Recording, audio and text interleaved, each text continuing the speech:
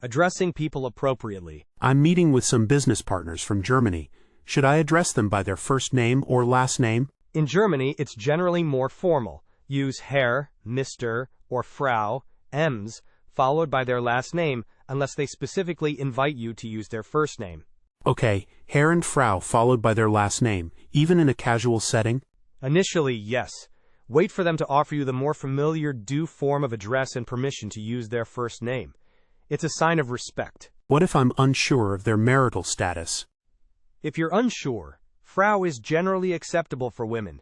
It's better to err on the side of caution and formality. This is really helpful. I appreciate the advice. No problem. Showing that you're aware of their cultural norms will make a good impression. Food etiquette around the world. I'm going to a business dinner in South Korea next week. Any advice on dining etiquette? Definitely. Wait for the eldest person at the table to start eating before you do. Good to know. Anything about passing food? Always use both hands when receiving or offering something, especially from someone older than you. It shows respect. Okay, both hands. Got it. And what about tipping? Tipping isn't customary in South Korea, so don't feel obligated to leave a tip. That's good to know. I wouldn't want to accidentally offend anyone. Exactly. Showing respect for their customs will go a long way. Gestures and body language. I was in Bulgaria recently, and I got so confused by their head nodding. It seemed opposite to what I expected. Oh yeah, in Bulgaria, nodding your head means no, and shaking your head means yes. It's a common source of confusion for visitors. That's wild. I kept agreeing when I meant to disagree. It happens to everyone. Body language varies so much across cultures. The OK sign, for example, is offensive in some countries. Really? Where? In Brazil, Germany, and Russia, among others, it can be interpreted as a vulgar insult. Wow, I had no idea. I'll definitely be more mindful of my gestures when I travel. Smart move. Researching common gestures beforehand can save you from some awkward situations. Gift-giving traditions. I'm invited to a housewarming party in Russia. What's an appropriate gift to bring? Russians appreciate practical gifts for the home. A nice plant, a set of tea towels, or a bottle of good vodka are all good options. Vodka. Got it. Should I wrap it in a specific way? Yes, definitely wrap it. Presentation matters. Avoid giving an even number of flowers, as those are traditionally for funerals. Even numbers of flowers are bad luck? Interesting. Exactly, and when you give the gift, present it with both hands and a smile. Okay. A wrapped gift. Presented with both hands and an odd number of flowers. Thanks. You're welcome. They'll appreciate the thoughtfulness. Navigating social customs. So, I'm visiting Japan next month. Any advice on social customs I should be aware of? Definitely. Bowing is important. The deeper the bow, the more respect you show. Also, avoid sticking your chopsticks upright in your rice bowl. Chopsticks upright, why is that? It's reminiscent of funeral rituals, so it's considered very bad luck. Oh wow, good to know. Anything else? Slurping your noodles is perfectly acceptable, even encouraged. It shows you're enjoying the meal. Slurping noodles? Okay, I can try that. Thanks for the tips. No problem. Just remember to be respectful and observe what others are doing. Negotiating across cultures. I'm negotiating a deal with a Chinese company.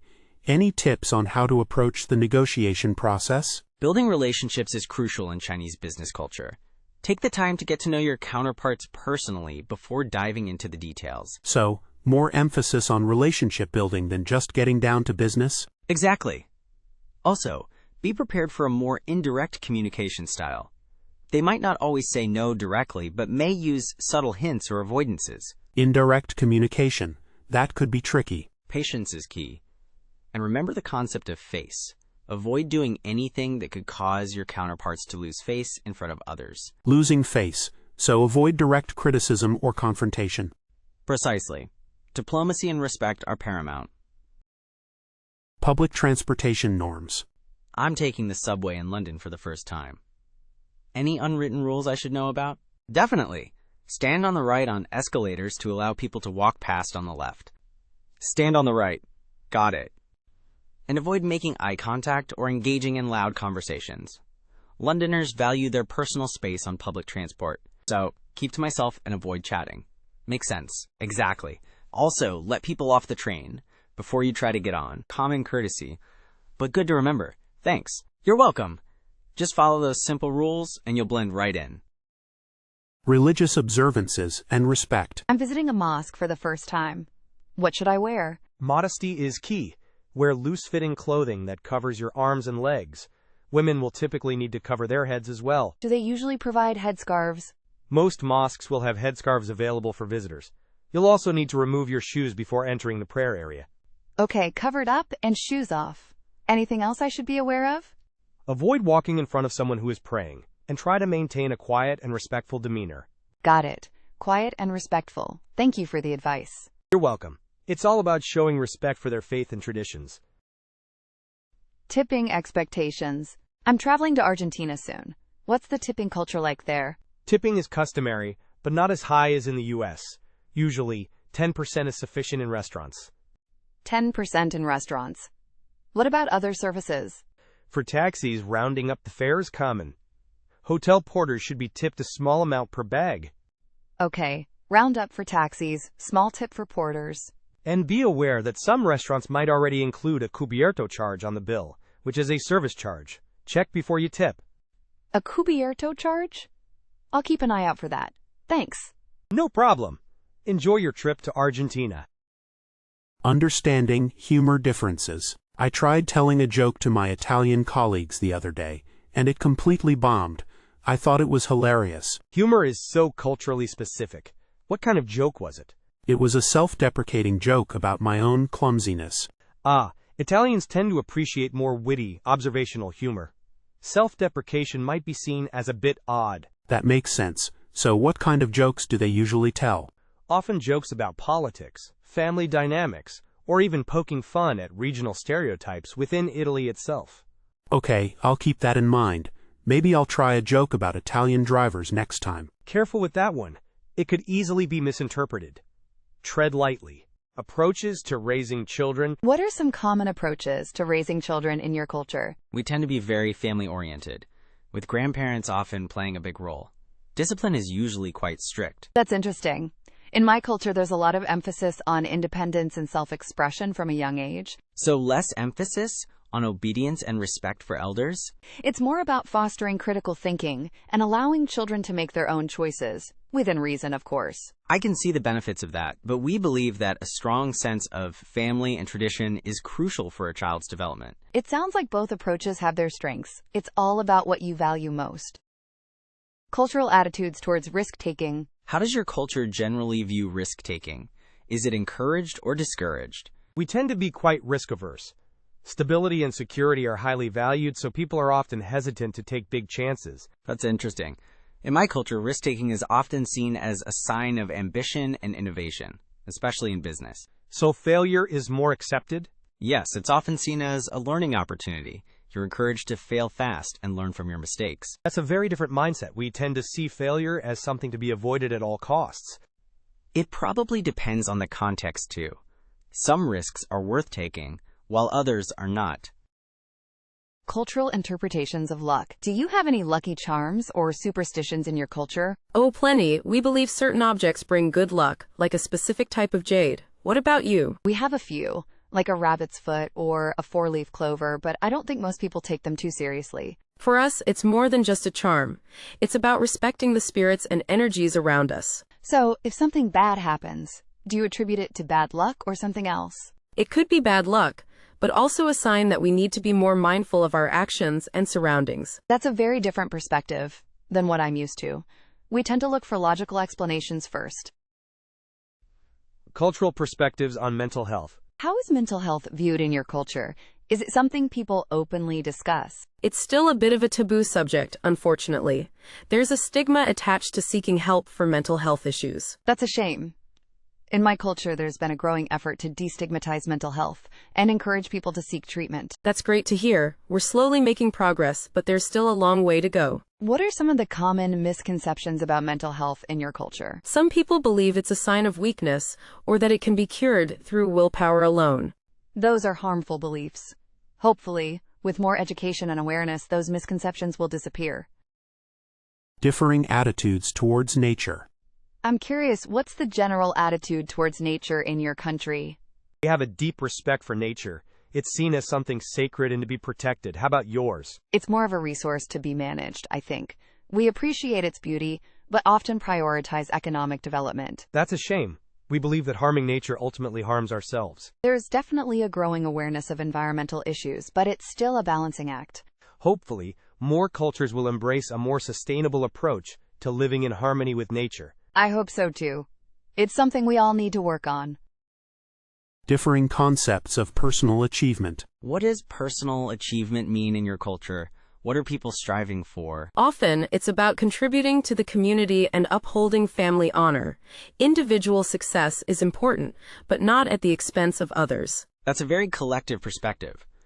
In my culture, personal achievement is often defined by individual accomplishments and material wealth. So, more emphasis on individual recognition? Yes, definitely. It's often about climbing the corporate ladder or starting a successful business. We value those things too. But we also believe that true success comes from helping others and making a positive impact on the world. It sounds like you have a more holistic view of achievement. It's about more than just personal gain. The concept of saving face in interactions. I've heard about the concept of saving face in some cultures. Is that something that's important in your culture? Absolutely. It's crucial to avoid causing embarrassment or shame to others, even unintentionally.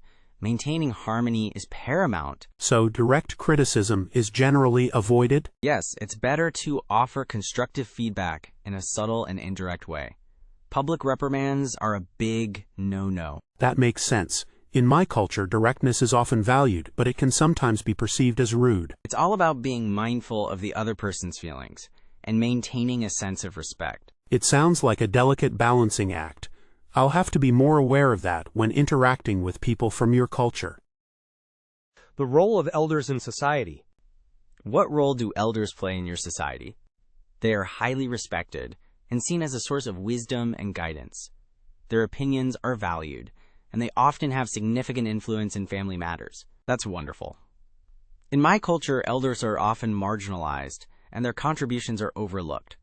That's sad to hear. We believe that elders have a wealth of experience and knowledge that should be shared with younger generations.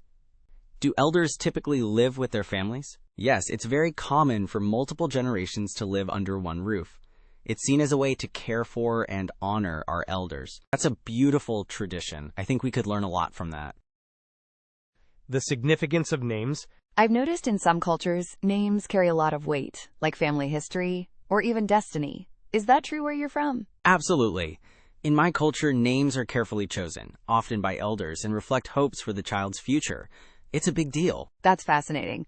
In my culture, names are mostly just a personal preference. We don't put nearly as much thought into it. So you don't have naming ceremonies or anything like that? Not really. Maybe a small family gathering, but nothing formal. It's interesting how different it can be. Yeah, it's one of those things that really highlights cultural values. Definitely. I wonder what my name would be if I were born in your culture. Traditional craftsmanship and its preservation. Does your culture have any unique traditional crafts that are still practiced today? Yes, we have a long history of intricate wood carving. It's a skill passed down through generations, but sadly, it's dying out. That's a shame. Are there any efforts to preserve it? There are some workshops and initiatives, but it's difficult to compete with mass-produced goods. What about your culture? We have some traditional weaving techniques that are also struggling to survive. It's tough to keep these skills alive in a modern world. It's important to preserve these crafts, though. They're part of our cultural heritage. I agree. They tell a story about our past and connect us to our ancestors. Celebrating births and new beginnings. My friend from country just had a baby. Are there any special customs I should know about before visiting? In country, they often have a specific custom to celebrate a new birth. It symbolizes meaning. That's fascinating. Should I bring a specific type of gift? Gifts for the baby are always appreciated. Something practical is usually a good choice. Okay, that's helpful. I want to make a good impression. They'll appreciate any thoughtful gesture. Just showing you care is what matters most. Thanks for the advice. Cultural differences in expressing emotions. I noticed that people from cultures seem more reserved in public than I'm used to. Yes, in some cultures, openly displaying strong emotions is considered inappropriate. especially in formal settings. So it doesn't necessarily mean they're unhappy or unfriendly? Exactly. It's just a different way of expressing themselves. They might show affection or sadness in more subtle ways. That makes sense. It's important to be aware of those nuances. Definitely. Understanding these differences can prevent misunderstandings. I'll try to be more observant. That's the best approach. Cultural fusion in modern society. Have you noticed how many restaurants are offering fusion cuisine these days? Definitely. It's a sign of how cultures are blending and influencing each other. I love trying new combinations of flavors and ingredients. Me too. It's not just food, though. You see it in music, art, and fashion as well. True. It's interesting how these cultural exchanges create something new and unique. It can also lead to some cultural misunderstandings if not approached with respect. That's a good point. It's about appreciation, not appropriation. Cultural variations in wedding ceremonies. I'm going to a wedding in country next month.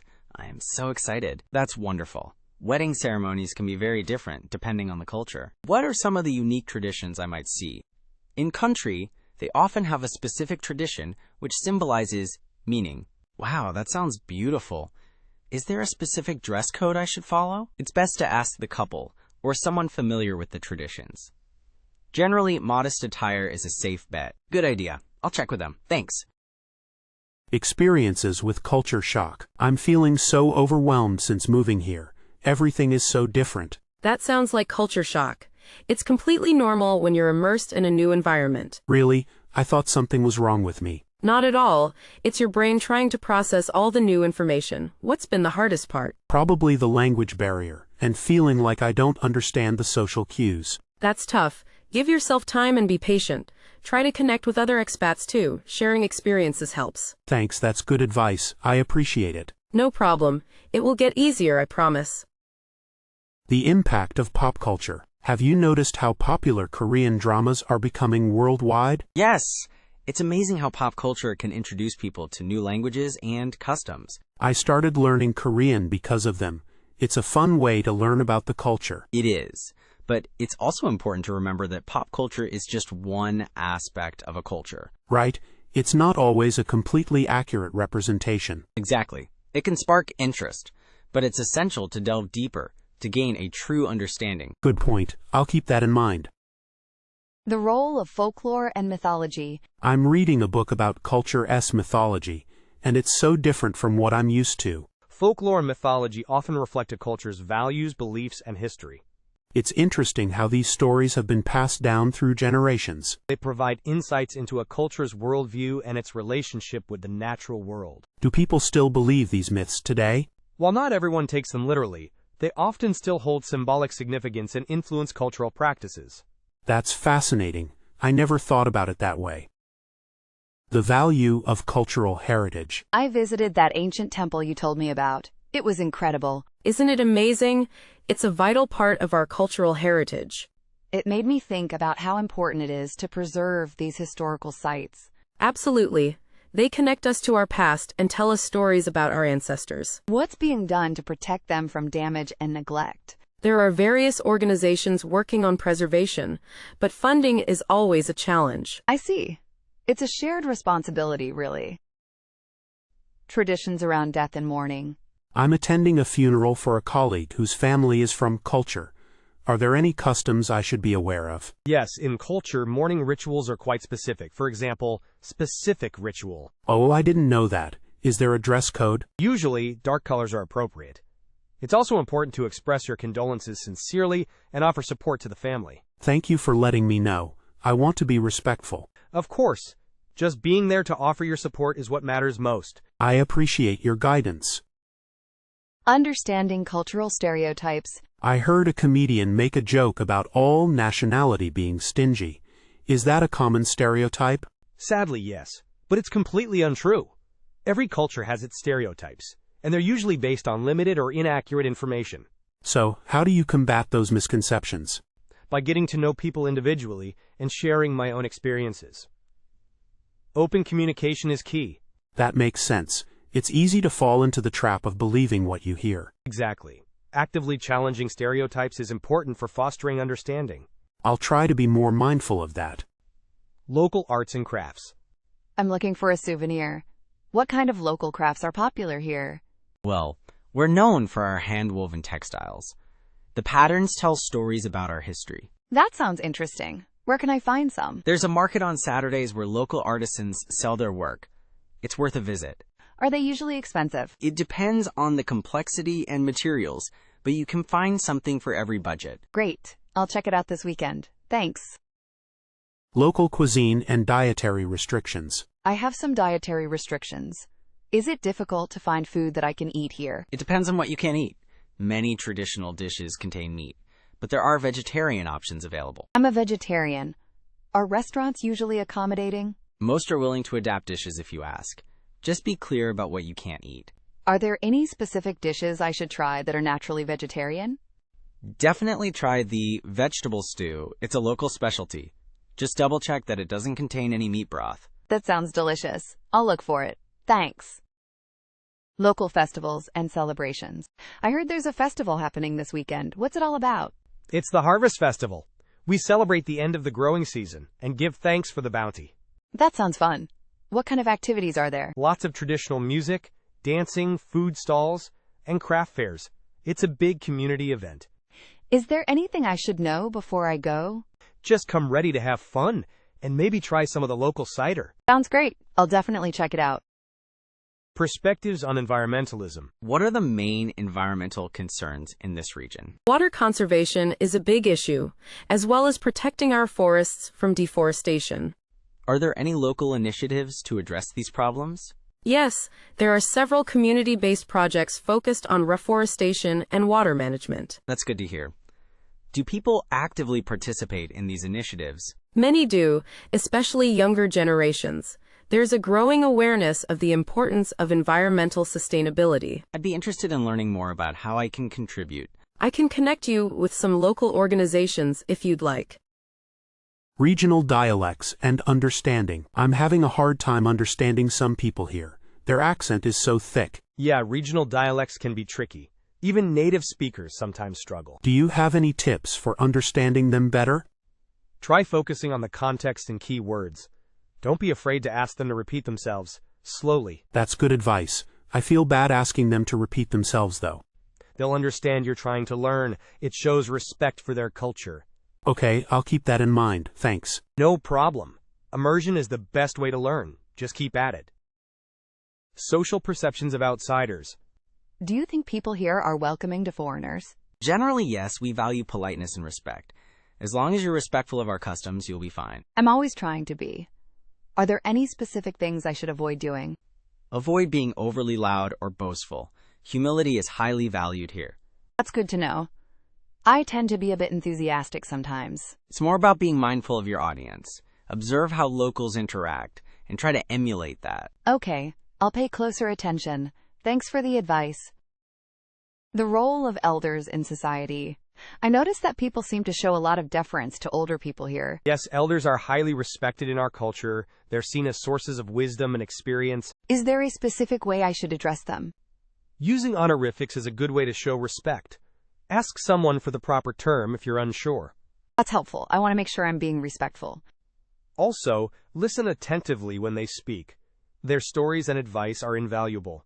I will. It's nice to see a culture that values its elders so much. The significance of local landmarks. I saw that old tower in the town square. Is it just a tourist attraction? Not at all. That's the Freedom Tower. It symbolizes our independence from a long-ago ruler. Oh, wow. So it has a real historical significance? Absolutely. Every year, we have a big celebration there on Independence Day. That's fascinating. I should learn more about the local history. Definitely. It'll give you a deeper understanding of our culture. I'll look into it. Thanks for telling me about the tower.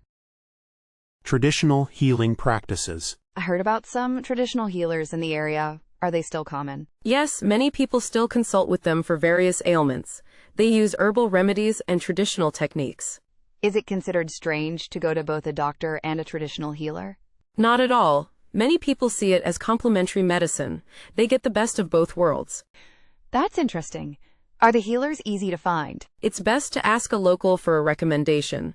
They can point you to someone reputable. Okay, I'll keep that in mind. Thanks for the information.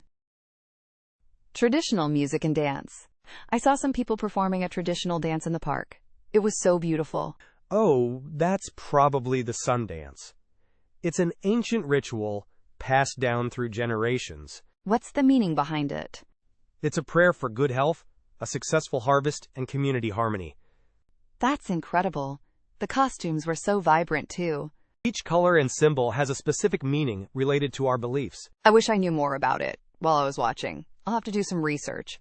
I can point you to some resources if you like. It's a fascinating part of our culture. Concept of personal space.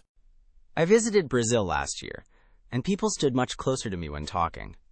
It felt a little overwhelming. Personal space varies greatly. In some cultures, closer proximity signifies warmth and friendliness. I guess I'm just used to a larger bubble. Yeah, in North America and parts of Europe, people tend to value a larger personal space. So what do you do if someone is standing too close for comfort? Subtly take a step back, or angle your body slightly away.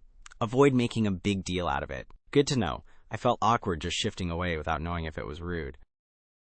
Cultural perspectives on fate. I was talking to a friend from India, and she kept saying, "It is God's will when discussing setbacks." I found it a bit passive. In some cultures, there's a strong belief in fate or destiny. It's a way of accepting circumstances beyond their control. I guess I'm more used to the idea of taking control and shaping your own destiny. Yeah, it's a different worldview. In cultures with a strong belief in fate, there's often less emphasis on individual achievement and more on acceptance. So how do you approach conversations about this? Acknowledge and respect their belief system, even if you don't share it. Avoid dismissing it as superstitious. That makes sense. It's about understanding their perspective. Cultural variations in wedding traditions. I attended a wedding in Nigeria, and it lasted for days with so many different ceremonies. It was amazing, but also overwhelming. Wedding traditions are incredibly diverse. In some cultures, there are multi-day celebrations involving elaborate rituals and family gatherings. It was so different from the weddings I'm used to. Yeah, some cultures focus on a single ceremony and reception, while others emphasize the joining of families and the passing down of traditions. What's the best way to show respect at a wedding with unfamiliar customs? Ask questions respectfully, observe what others are doing, and participate enthusiastically within your comfort level. That sounds like a good approach. Be curious and respectful. Differing attitudes towards nature. I went hiking with a group from Finland, and they seemed to have such a deep connection with the forest. It was more than just enjoying the scenery. In many cultures, especially those with close ties to the land, nature is seen as sacred and integral to their identity. I felt like they were almost communicating with the trees. Some cultures believe in spirits of nature and practice rituals to honor the environment. It's so different from how we often view nature as just a resource to be used. Exactly. It's a reminder that our relationship with nature is shaped by our cultural values. It makes you think about the impact we have on the environment. Indeed, understanding these different perspectives can help us develop more sustainable practices.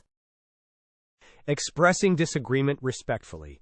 I was in a meeting with colleagues from Germany, and they were very direct in their criticism. I felt a bit attacked. Some cultures value directness and see it as a sign of honesty and efficiency. But it felt so blunt. Yeah, it can be jarring if you're used to a more indirect approach. In other cultures, sugarcoating criticism is preferred. So how do you navigate that difference? Try to understand the intention behind the directness. Focus on the content of the feedback, not the delivery. That makes sense. It's about separating the message from the messenger, I suppose. Exactly. And try to respond calmly and rationally, even if you feel defensive. Navigating mealtime conversations. I had dinner with a family in Italy, and they kept asking me personal questions about my job and salary. I felt a bit uncomfortable. In some cultures, that's just considered polite conversation. They might be trying to build a connection. Really, it felt quite intrusive. It depends on the culture. In some places, avoiding personal topics can be seen as aloof or unfriendly. So, what's a good way to navigate those situations? Answer politely but vaguely if you're uncomfortable, and steer the conversation towards more general topics like travel or hobbies. That's a helpful tip. I'll try that next time. And remember, it's usually not meant to be malicious, just a different way of socializing. The meaning of hospitality. I visited a family in Morocco, and they insisted I eat way more food than I could possibly manage. I felt pressured.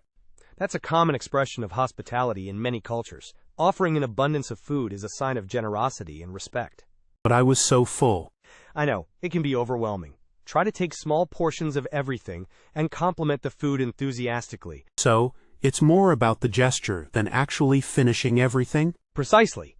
Refusing food outright can be seen as impolite. Just make it clear you appreciate the offer. Okay, that's good to know. I felt terrible leaving so much on my plate. The significance of names. I was working with a colleague from Vietnam, and I wasn't sure how to address him. Should I use his first name or last name? In many Asian cultures, the family name comes first, and you usually address people by their given name or a title with their family name. It's best to ask. I didn't want to offend him by getting it wrong. It's always better to err on the side of formality and ask. It shows respect. What about nicknames? Nicknames might be common among close friends, but it's best to wait until you're invited to use one. That's a good rule of thumb. Start formal and then adjust based on the relationship. Understanding nonverbal cues. I was giving a presentation in Japan, and I thought I was doing well, but everyone seemed so reserved. I couldn't read them at all. Yeah, in many Asian cultures, direct feedback, especially negative, is avoided to maintain harmony. Silence or minimal expression doesn't necessarily mean disapproval. So how do you gauge if you're connecting with the audience? Look for subtle nods of agreement, attentive posture, or gentle questioning. It's more about feeling the atmosphere than relying on explicit cues. That's so different from here, where people are very vocal if they disagree. Exactly. It's all about understanding the cultural context of nonverbal communication. I'll definitely keep that in mind for my next trip. Views on competition. I noticed in a team project with some Chinese colleagues, they seemed less eager to take individual credit than my American teammates. That's often because some cultures prioritize group harmony over individual recognition. So, competition is viewed differently. Exactly. In more collectivist societies, collaboration and the success of the group are valued more than individual achievement. How do you navigate that in a workplace that values both? Recognize and appreciate both individual contributions and the overall team effort. Highlight the collective success. Good point. It's about finding a balance. And being mindful of how your words and actions might be perceived in different cultural contexts. Approaches to education. I was reading about the Finnish education system, and it sounds so different from what I experienced growing up. How so? I've heard it's very highly regarded. They have very little standardized testing, and they focus more on play-based learning in early childhood. That's interesting. In many Asian countries, there's a huge emphasis on academic achievement and standardized tests from a very young age. Yeah, I think the cultural values play a big role. Some cultures prioritize competition and individual success more than others. Absolutely. And the resources available to schools also vary greatly around the world. It makes you wonder what the best approach really is. There's no one-size-fits-all solution, I guess. Probably not. But learning about different systems can give us new perspectives on education and how we can improve it. Cultural attitudes towards animals. I was surprised to learn that in some cultures, dogs are considered unclean. Yes, that's true. In many Muslim countries, dogs are traditionally kept outside and not allowed in the house. That's so different from Western cultures where dogs are often treated like family members. Exactly. And in India, cows are considered sacred and are allowed to roam freely. It's interesting how cultural beliefs and religious practices shape our relationships with animals. It really is. And it can lead to misunderstandings and conflicts when people from different cultures interact. I guess it's important to be aware of these differences and be respectful of other people's beliefs. Definitely. Even if you don't agree with them, it's important to be mindful of their cultural significance. Cultural perspectives on mental well-being. I was reading about how different cultures approach mental health, and it's quite varied. Definitely. Some cultures stigmatize mental illness more than others. Exactly. In some societies, seeking help for mental health issues is seen as a sign of weakness or shame. While in other cultures, mental well-being is seen as an integral part of overall health and is openly discussed. I also learned that the way people experience and express mental health symptoms can differ across cultures. That's true. Cultural factors can influence how people interpret their symptoms and what kind of help they seek. It's important to be aware of these cultural differences when providing mental health care. Absolutely. A culturally sensitive approach is essential to ensure that people receive the appropriate and effective care. Cultural perspectives on nature. I've been reading about indigenous cultures and their deep connection to nature. It's often a very different perspective than the one held in many industrialized societies. Yeah, they see themselves as part of nature, not separate from it. They have a deep respect for the environment and its resources. In many Western cultures, nature is often seen as something to be controlled and exploited for economic gain. It's a shame because that mindset has led to so much environmental damage. I agree. I think we can learn a lot from indigenous cultures about how to live more sustainably and in harmony with nature. Do you think it's possible to bridge that gap between these different perspectives? It's a challenge, but I think it's essential. We need to find a way to balance economic development with environmental protection. Cultural significance of colors. I'm designing a website for a global audience, and I'm trying to be mindful of color connotations. That's a smart move. Colors can mean very different things in different cultures. White, for example, is associated with mourning in many Asian countries. Wow, I had no idea. In Western cultures, white usually represents purity and weddings. Exactly. And red can symbolize luck and prosperity in China, but danger or anger in other places. So what's the best way to navigate this? Should I just avoid certain colors altogether? Not necessarily. Researching the target audience is key. You can also use colors in combination to soften the impact. That makes sense. It's a lot more complex than I thought. Definitely. But being aware of these nuances can make a big difference in how your message is received. Cultural variations in mourning practices. I recently attended a funeral that was very different from what I'm used to. In what way? Mourning rituals vary significantly across cultures. It was very loud and emotional, with a lot of wailing and public displays of grief. In my culture, funerals are usually more somber and subdued. In some cultures, loud expressions of grief are seen as a way to honor the deceased and help the bereaved process their loss. I also noticed that everyone was wearing white, which is the opposite of what we do. Yes, white is often associated with mourning in many Asian cultures. Black is a more recent adoption from Western traditions. It's fascinating how different cultures approach death and mourning. It really highlights our different values and beliefs. Indeed. Understanding these differences can help us be more sensitive and respectful when interacting with people from other cultures during times of grief. Differing concepts of beauty. I saw an article about beauty standards around the world, and it was fascinating how much they vary. Oh yeah, like what? Well, in some African tribes, stretched earlobes and lip plates are considered beautiful, while in Western cultures that might be seen as unusual. That's a good example.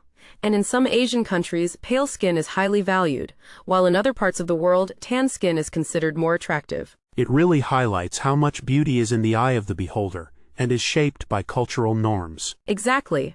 What's considered beautiful in one culture might be completely different in another. Do you think social media is influencing beauty standards and making them more homogeneous? That's a good question. It's definitely exposing people to a wider range of beauty ideals, but it could also be reinforcing certain dominant standards. Regional dialects and slang. I was watching a British show and they used the word chuffed. I had no idea what it meant. Oh, chuffed means pleased or happy. Regional dialects and slang can be so confusing, even within the same language. Totally. I've heard some slang from different parts of the US that I didn't understand either. It's like a whole different language sometimes. Yeah, I think it's interesting how slang evolves so quickly and is so specific to certain areas or groups. Do you try to learn local slang when you visit a new place? I try to. It's a good way to connect with people and show that you're interested in their culture. But I'm always worried I'll use it wrong. Me too. I'd hate to accidentally say something offensive. Exactly. It's a delicate balance between trying to fit in and being respectful. The role of elders in society. I've noticed that in some cultures, elders are highly respected and play a central role in family and community life.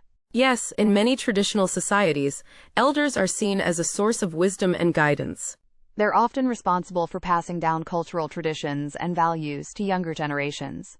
In contrast, in many Western societies, elders are often marginalized and their contributions are undervalued. It's a shame because they have so much experience and knowledge to share. I agree. I think we can learn a lot from cultures that value and respect their elders.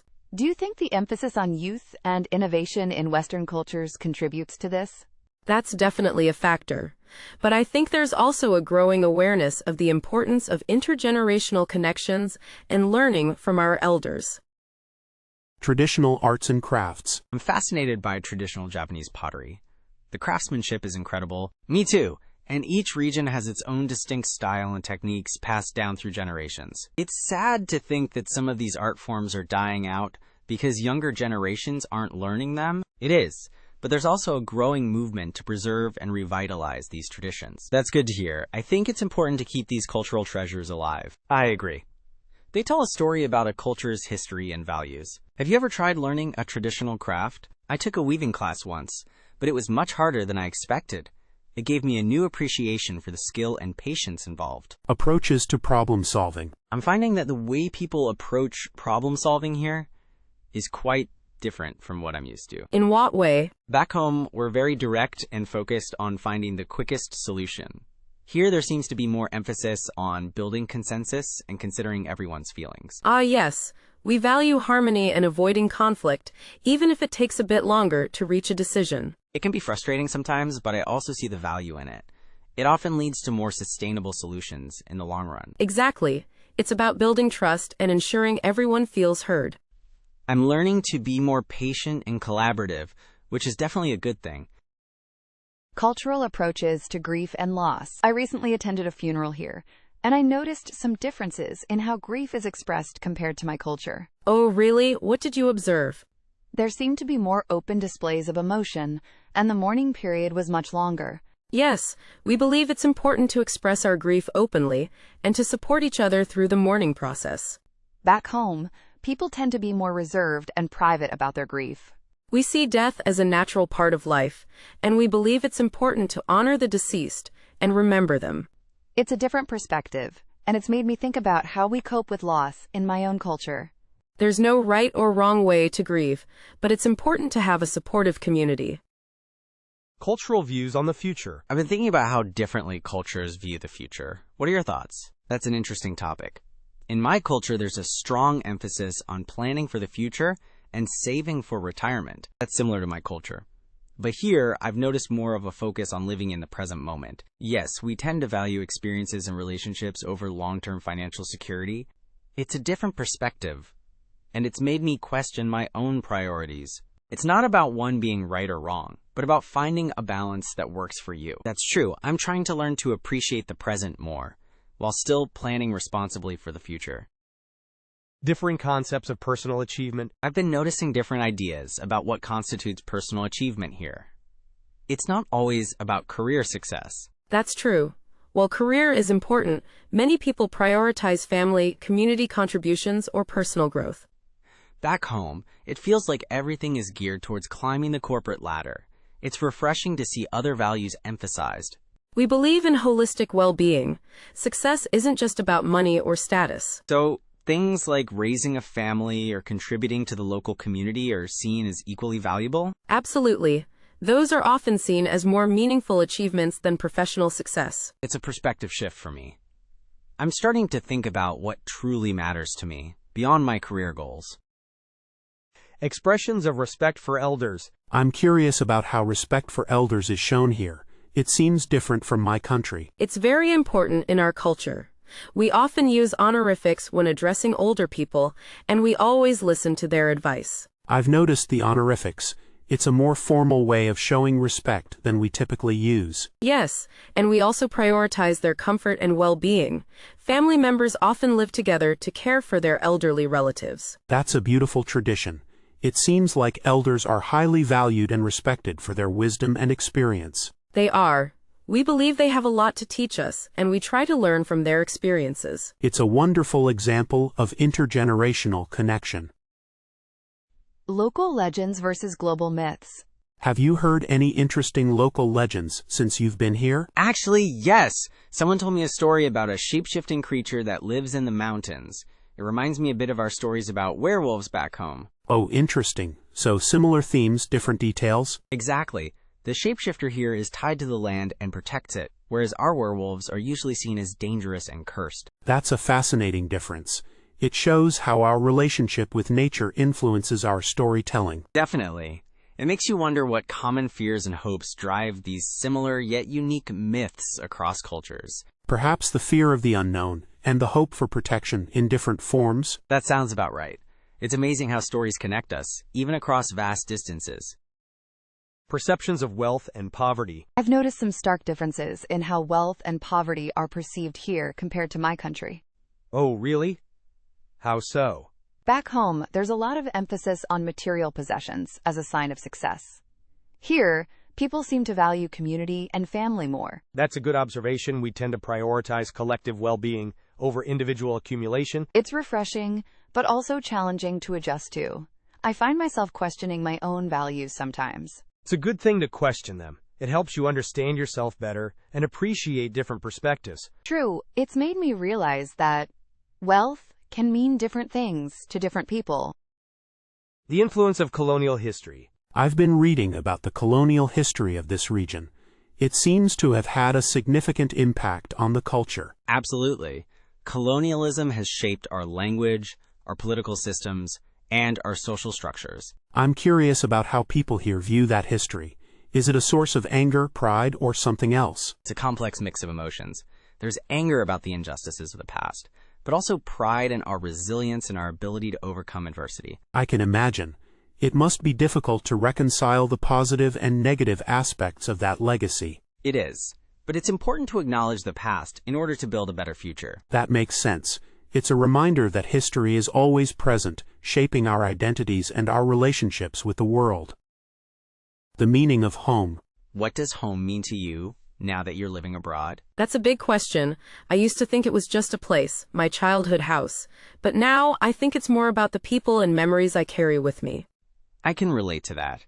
For me, it's also about the familiar smells and sounds of my hometown. Yeah, those sensory details are powerful. Like the smell of rain on the pavement or the sound of a specific bird. Exactly. And now I'm starting to associate those feelings with this new place too. So, could this new place become home eventually? I think so.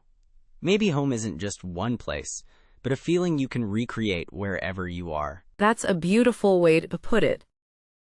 The role of tradition in modern life. How do you see tradition playing a role in modern life here? It's a delicate balance. We value our traditions deeply, but we also recognize the need to adapt to a changing world. I've noticed that there seems to be a strong desire to preserve cultural heritage while embracing new technologies and ideas. Exactly. It's about finding ways to integrate the old and the new.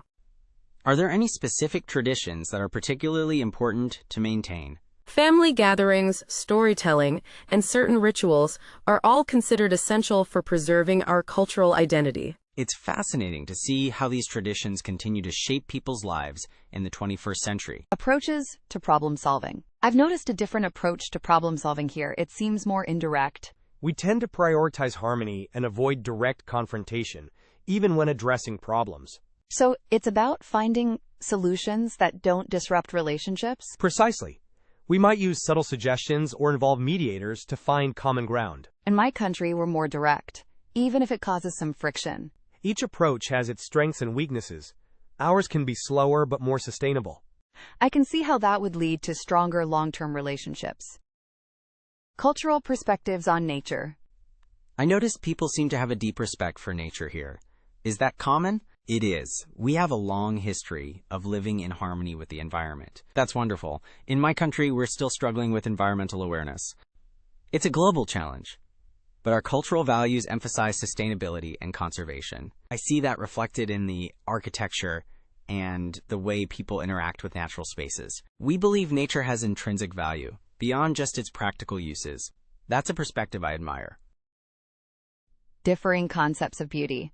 I've noticed the beauty standards here are quite different from what I'm used to. In what way? Well, the emphasis on certain features or body types seems different. Beauty is subjective and culturally constructed. What's considered attractive varies widely. That's true. It's interesting to see how those ideals are shaped by media and tradition. Absolutely. It's important to be aware of those differences and avoid making assumptions. Definitely. It's all about broadening your perspective.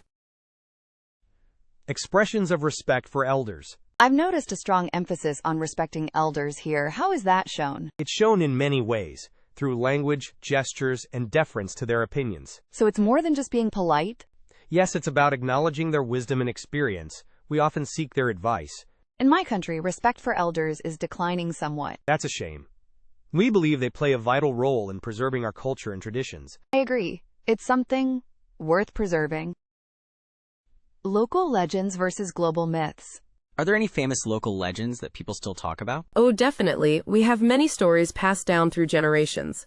One involves a magical creature protecting the forest. That sounds fascinating. Do they share any similarities with more well-known global myths? Yes, many themes are universal. Good versus evil, the hero's journey. But our legends are rooted in this specific place. So the landscape plays a big role in shaping the stories? Absolutely. The mountains, rivers, and forests are all characters in their own right. That's a beautiful way to think about it. Perceptions of cleanliness. I notice people here take their shoes off inside. Is that about cleanliness? Partly, yes. It's about keeping outside dirt from getting tracked inside.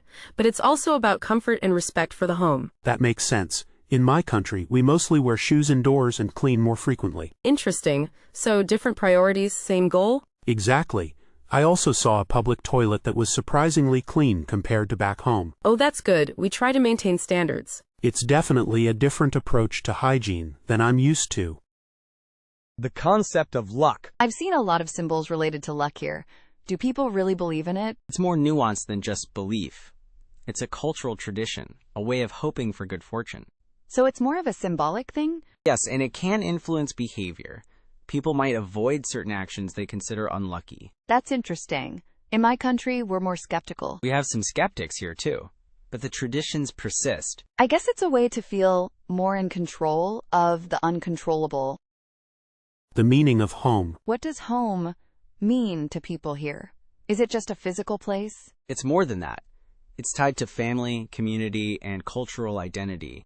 So it's a strong sense of belonging? Exactly. It's where we feel most comfortable and connected. In my country, home can be more transient, more about personal space. That's interesting. Here it's deeply rooted in tradition and shared history. I can see that reflected in the way people decorate their homes. Views on competition. I've noticed a different level of competitiveness here, especially in the workplace. How so? Is it more or less competitive than you're used to? It feels less overtly competitive, more collaborative, perhaps? We value teamwork and collective success. Individual achievement is important, but within a group context. That makes sense.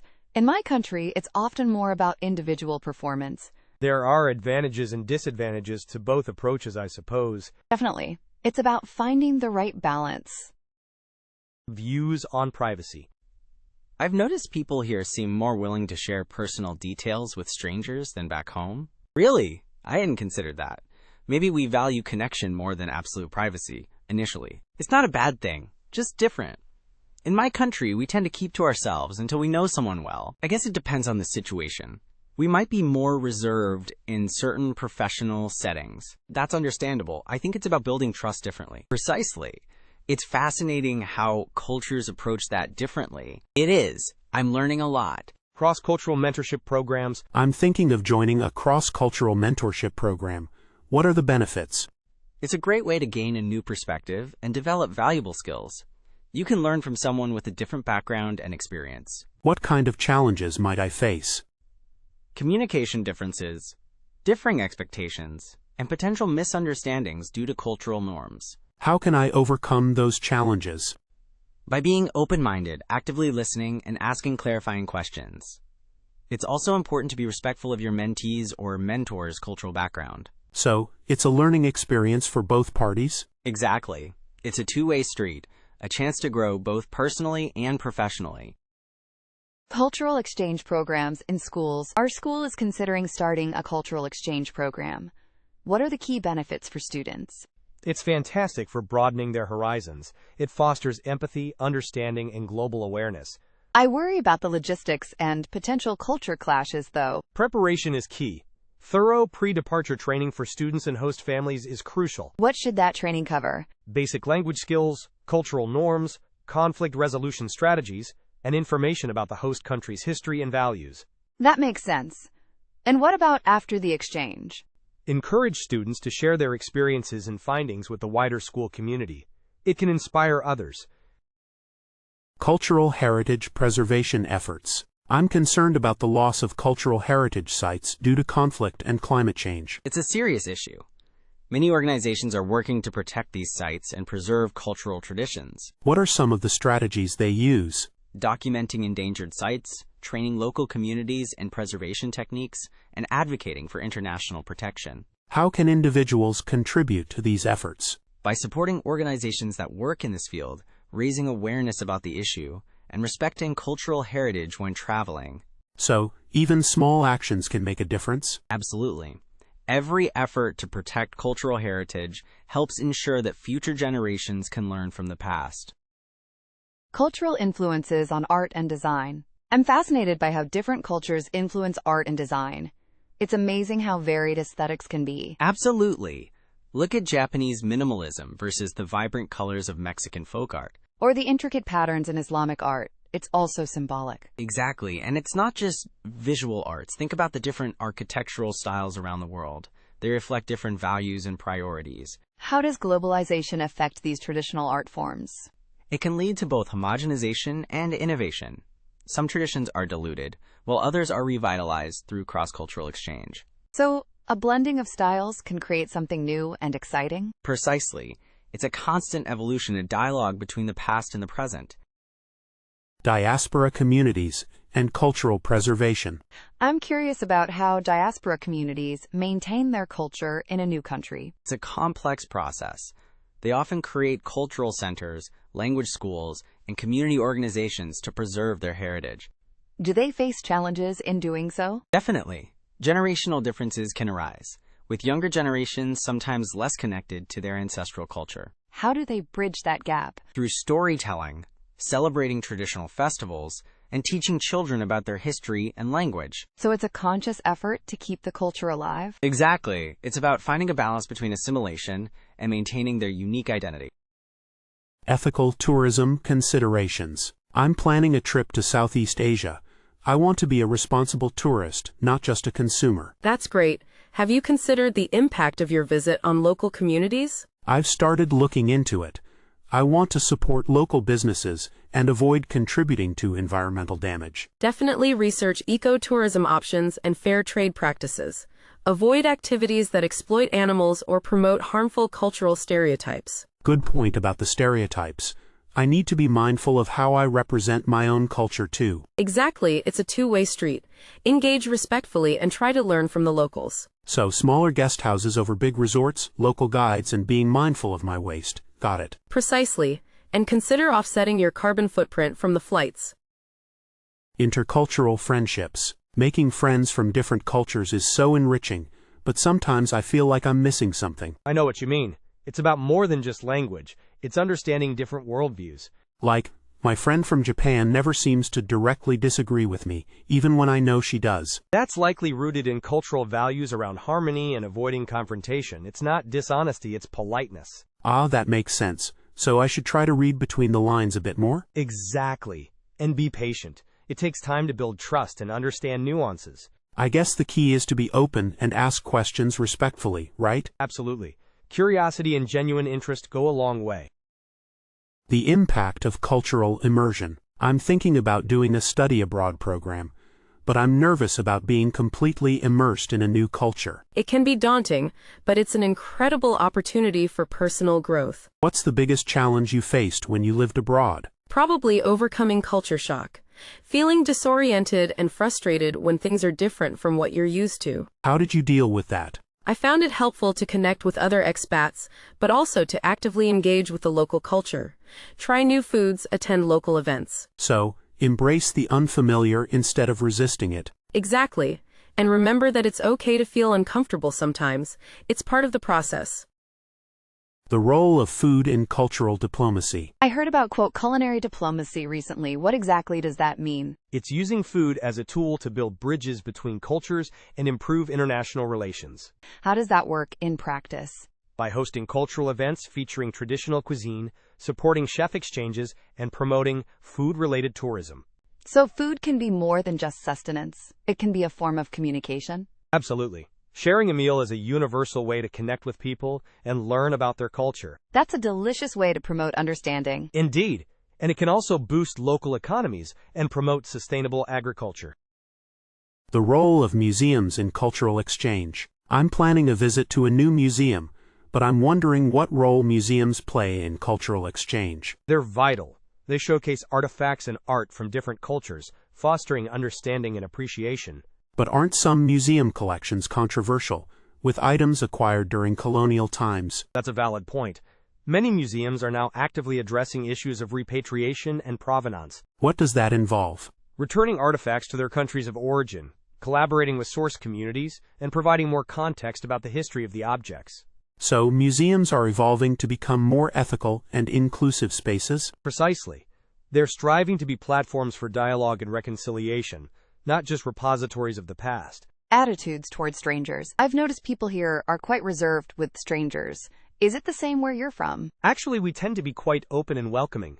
It's common to strike up conversations with strangers, especially if they seem lost or in need of help. That's so different. Here, people mostly keep to themselves. We believe in extending hospitality to everyone, regardless of whether we know them or not. It's considered good manners. That's a lovely tradition. It must make visitors feel very welcome. That's the intention. We want everyone to feel at home. Cultural approaches to raising children. I'm curious about how children are raised in your culture. Are there any notable differences from what you've seen here? We tend to be more communal in our approach. Extended family plays a significant role in raising children, and there's a strong emphasis on collective responsibility. So grandparents, aunts, and uncles are more actively involved? Absolutely, it's seen as everyone's duty to nurture and guide the younger generation. There's also less pressure on early independence. That sounds wonderful. It must create a strong sense of belonging for the children. It does. It fosters a strong sense of community and intergenerational connection. Cultural differences and apologies. I accidentally bumped into someone earlier, and I apologized, but they seemed a bit dismissive. Are apologies handled differently in your culture? Yes, sometimes. In my culture, a simple sorry might not be enough. We often express deeper remorse and take responsibility for our actions more explicitly. So, more than just a quick sorry? Exactly. We might say something like, I sincerely regret my carelessness, and offer to make amends if possible. That's good to know. It helps to understand the different expectations. It's all about showing genuine respect and concern for the other person's feelings. Dealing with bureaucracy. I'm finding dealing with the local bureaucracy here quite challenging. How does it compare to your country? Oh, it's probably different. In my country, things tend to be more convoluted. Patience is definitely a virtue. Convoluted, huh? So similar levels of frustration, perhaps? Potentially. But the approach to navigating it might differ. We rely more on personal connections and building relationships. Networking your way through the system? That's interesting. It's not always ideal, but it can be effective. It's all about understanding the cultural nuances. Different perspectives on work ethic. I've noticed that people in my country often prioritize long hours at work. What's it like where you're from? It's quite different. We value a strong work-life balance. Efficiency is prized over sheer hours put in. So more focus on getting the job done well, rather than just being seen to be working? Exactly. We believe that refreshed and rested employees are more productive in the long run. That makes sense. I think we could learn a lot from that approach. Every culture has its strengths and weaknesses. I admire the dedication I see here, even if it seems exhausting sometimes. Home remedies and traditional medicine.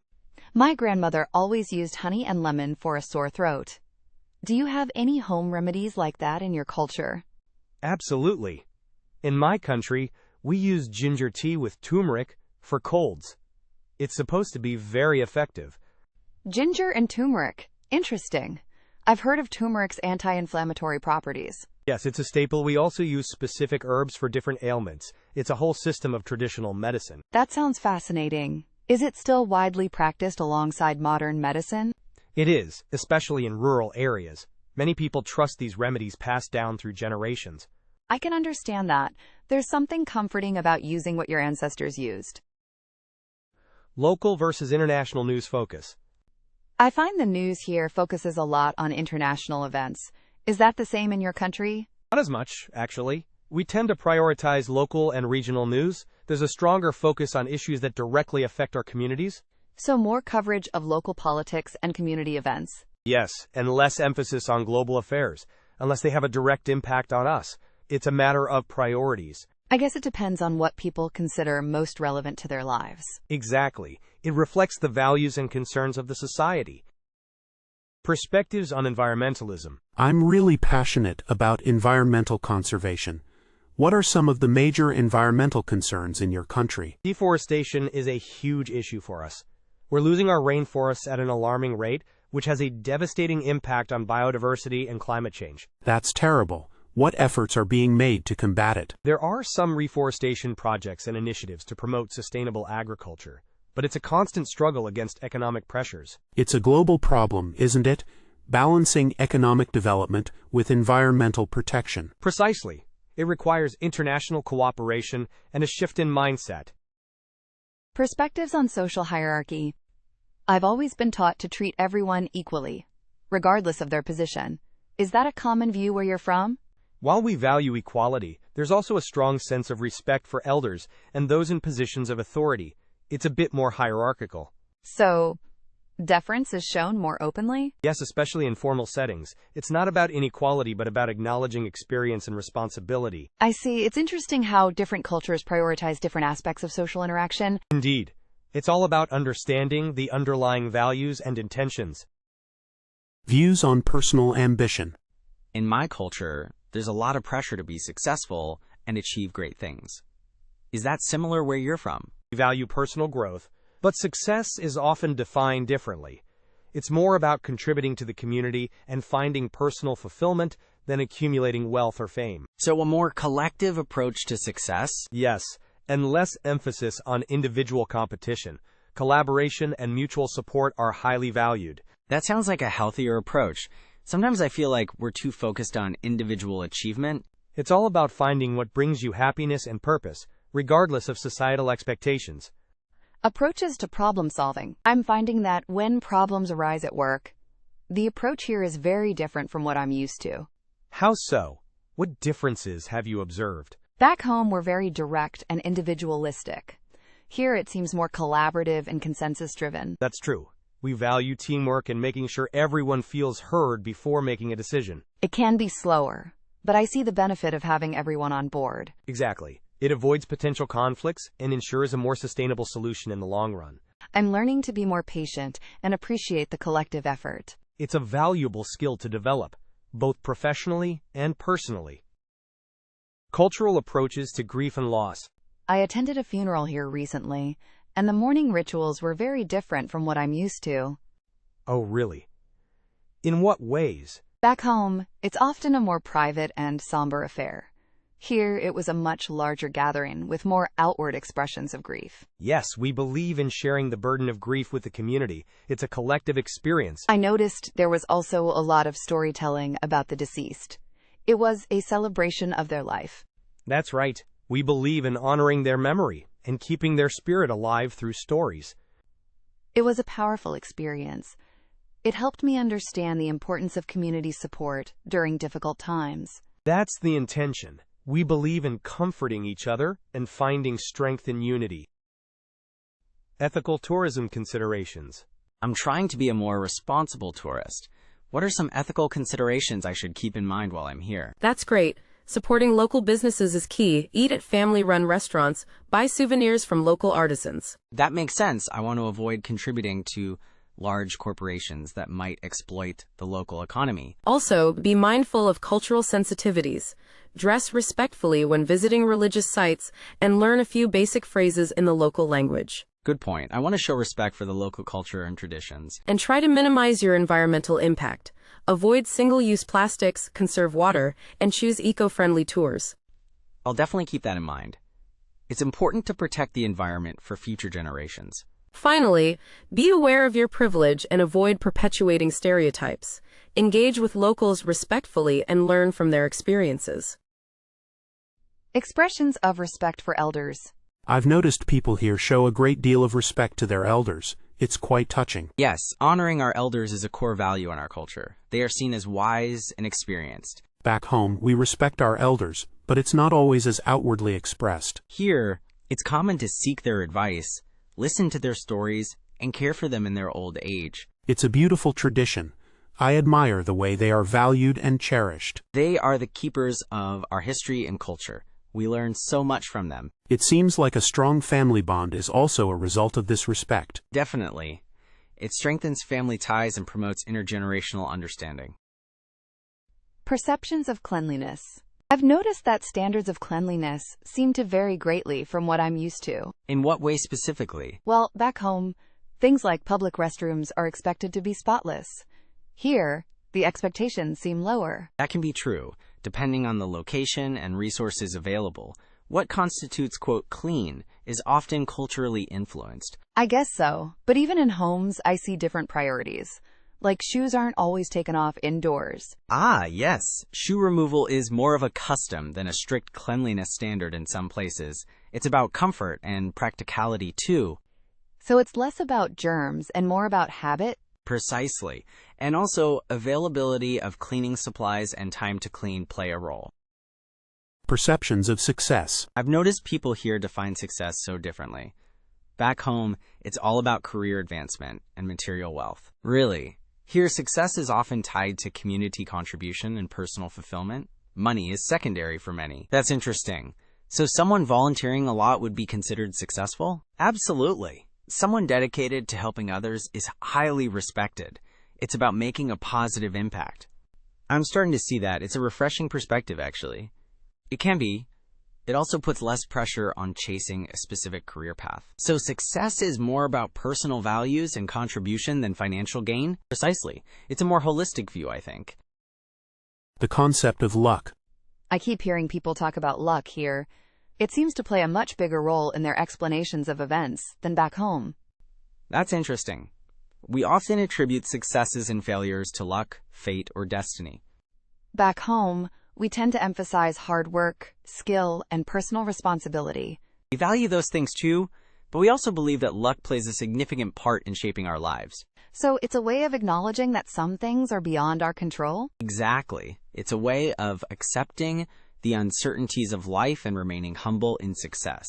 I'm starting to see how it can be a source of comfort and resilience. It is. It reminds us that we're all part of something larger than ourselves. The influence of colonial history. I'm starting to understand how much colonial history has shaped this country. It's evident in so many aspects of life. Yes, the colonial past has had a profound impact on our culture, politics, and economy. Back home, we don't really learn about the colonial history of other countries in much detail. Here, it's a crucial part of our national identity. We are still grappling with the legacies of colonialism.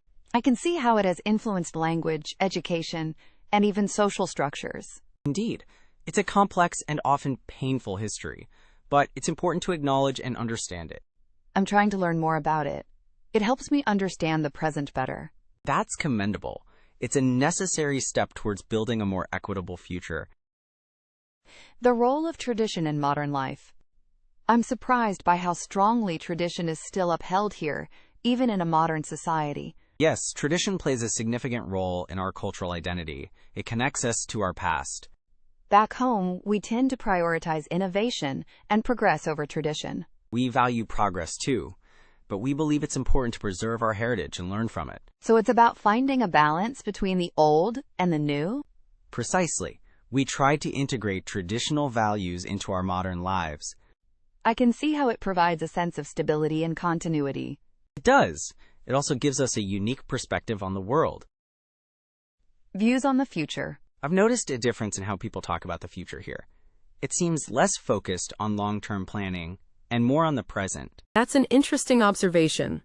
I think it's partly due to a greater emphasis on living in the moment. Back home, we're constantly thinking about career goals, retirement, and future investments. Here, while those things are important, there's also a strong belief in adapting to whatever life throws your way. So, more flexible and less rigid? Exactly. There's less pressure to have everything planned out perfectly. That sounds liberating, but also a bit daunting. How do you manage uncertainty? By focusing on what you can control in the present and trusting that things will work out. Differing views on social media influence. What's the general attitude towards social media in your country? Is it seen as a positive or negative influence? It's quite complex. On one hand, it's a powerful tool for communication and connection. On the other hand, there are concerns about misinformation and its impact on social values. So there's a sense of both opportunity and risk? Precisely. Younger generations are more likely to embrace it, while older generations tend to be more cautious. Are there any specific concerns about cultural preservation in the face of global social media trends? Yes, there's a worry that traditional values and customs might be diluted or overshadowed by Western influences. It's a challenge many cultures are facing in the digital age. Indeed. Finding a way to balance global connectivity with cultural identity is crucial. Environmental concerns and local solutions. I've been reading about some of the environmental challenges your country faces. What are the biggest concerns? Water scarcity and deforestation are major issues for us. Climate change is exacerbating both problems. Are there any local initiatives trying to address these challenges? Yes, there are several community-based projects focused on water conservation and reforestation. We're also exploring renewable energy sources. That's encouraging to hear.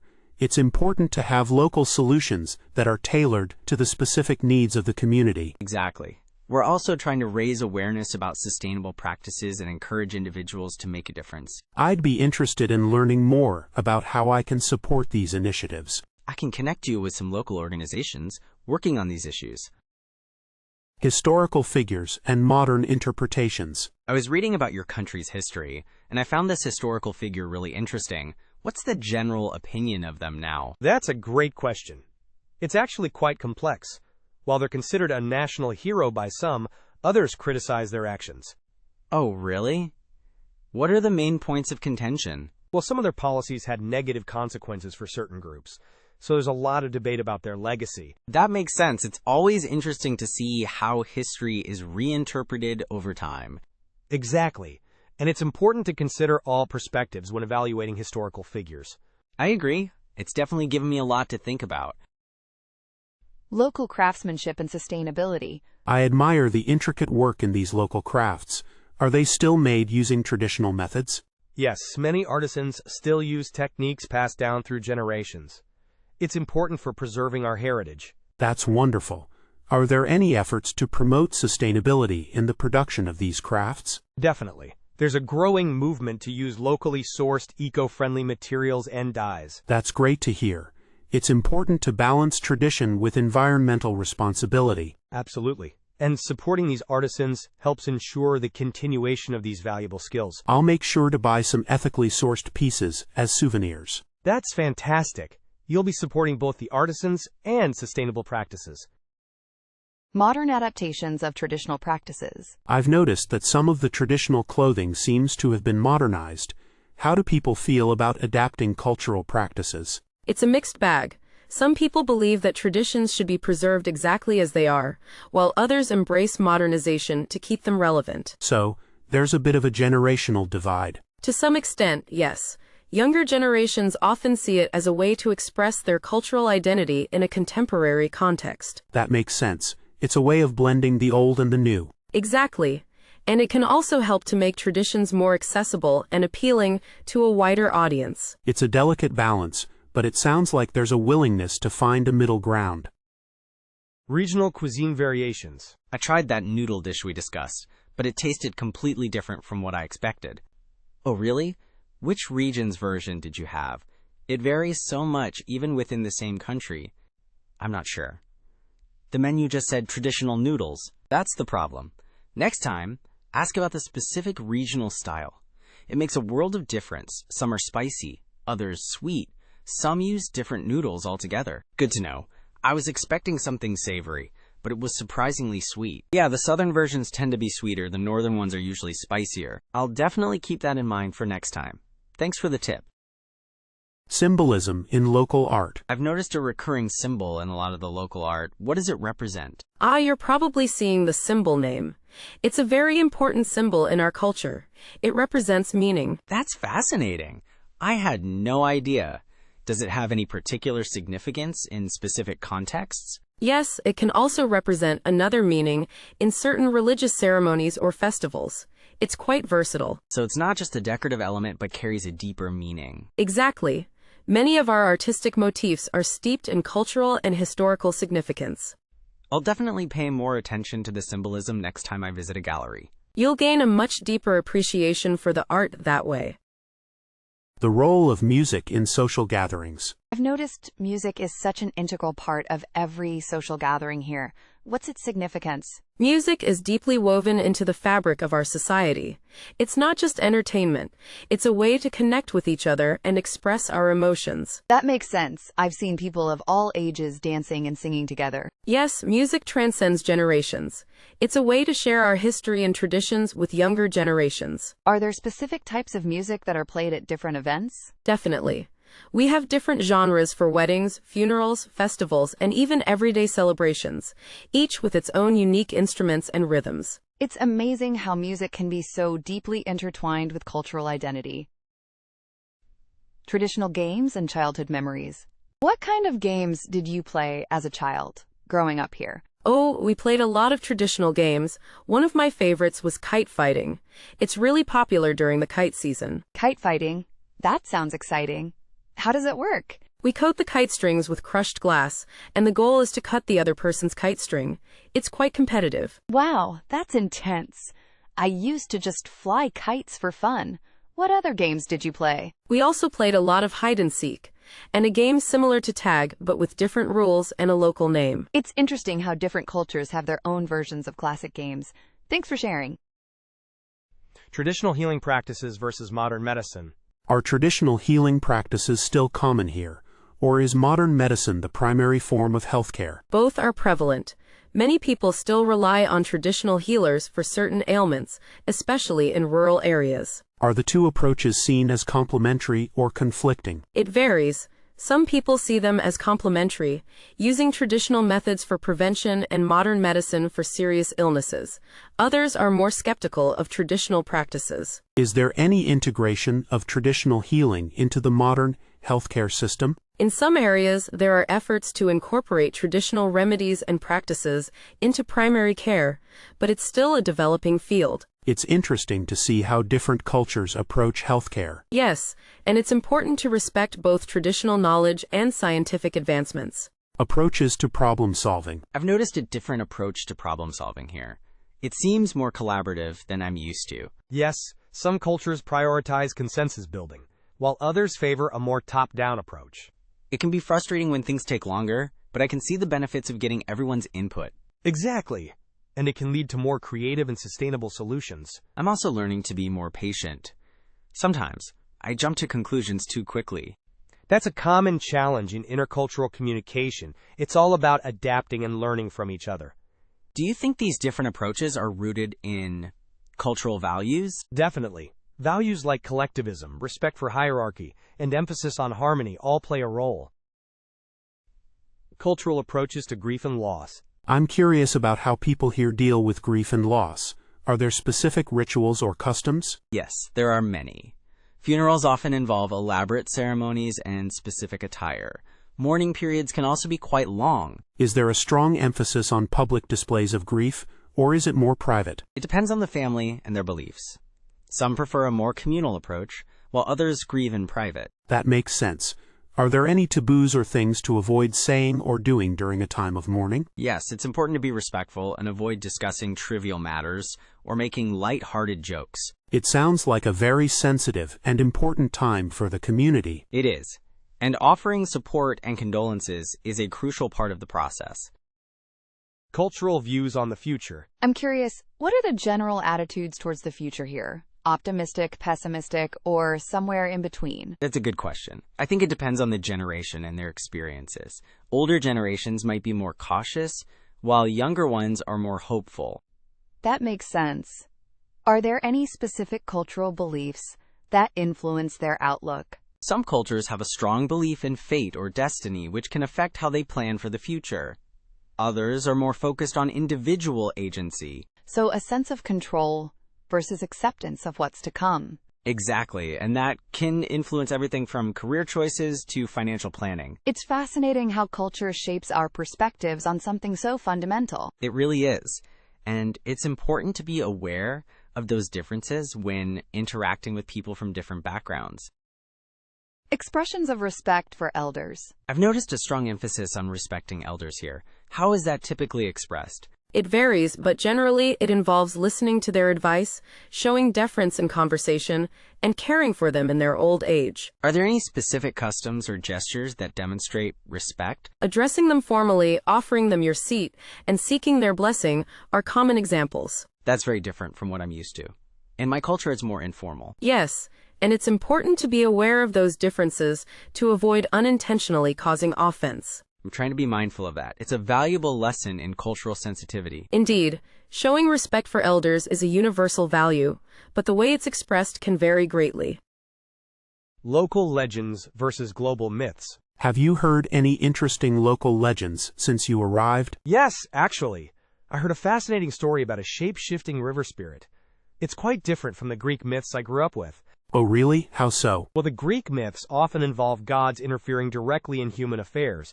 This river spirit seems more tied to the land and natural cycles. That's a great observation.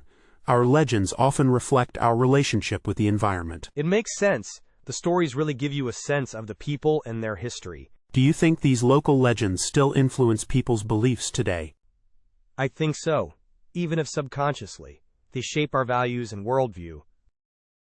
Perceptions of cleanliness. I've noticed that standards of cleanliness seem to vary quite a bit around the world. What's considered clean here? That's a fascinating observation. It's definitely culturally influenced. For example, some cultures prioritize visual cleanliness, while others focus more on hygiene. So it's not just about the absence of dirt, but also about the perception of germs and sanitation? Exactly. And that can affect everything from food preparation to personal grooming habits. Are there any specific practices or beliefs related to cleanliness that are unique to this culture?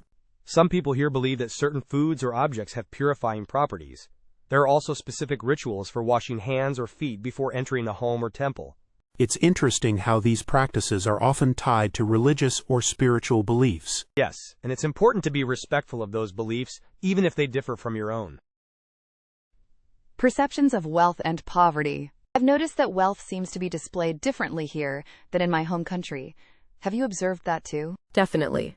In some cultures, it's considered ostentatious to flaunt wealth, while in others, it's seen as a sign of success. It's interesting how cultural values shape those perceptions.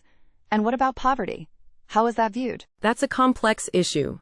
Some societies emphasize individual responsibility, while others focus more on systemic factors. I see. So, there might be different levels of empathy or support, depending on the cultural context? Exactly.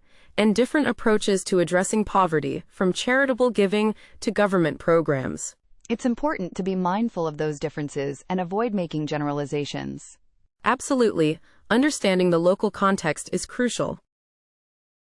The influence of colonial history. I've been reading about the colonial history of this region. How do you think it has shaped the culture today? It's had a profound impact, both positive and negative. It's influenced our language, laws, and even our cuisine. Are there any lingering tensions or resentments related to that period? Yes, definitely. There's still a lot of discussion about the legacy of colonialism and its effects on our society. It must be a complex issue to navigate. It is. It's important to acknowledge the past and learn from it, but also to move forward and build a better future. Do you think it affects the way people view foreigners today? Potentially, yes. There might be some unconscious biases or stereotypes that stem from that history. The meaning of home. What does home mean to you, coming from a different country? That's a big question. I think it's less about a physical place and more about the people and memories associated with it. I agree. Is there anything specific that makes a place feel like home for you? Familiar smells, certain foods, the sound of my mother's voice, things like that. Little things that evoke strong emotions. That resonates with me.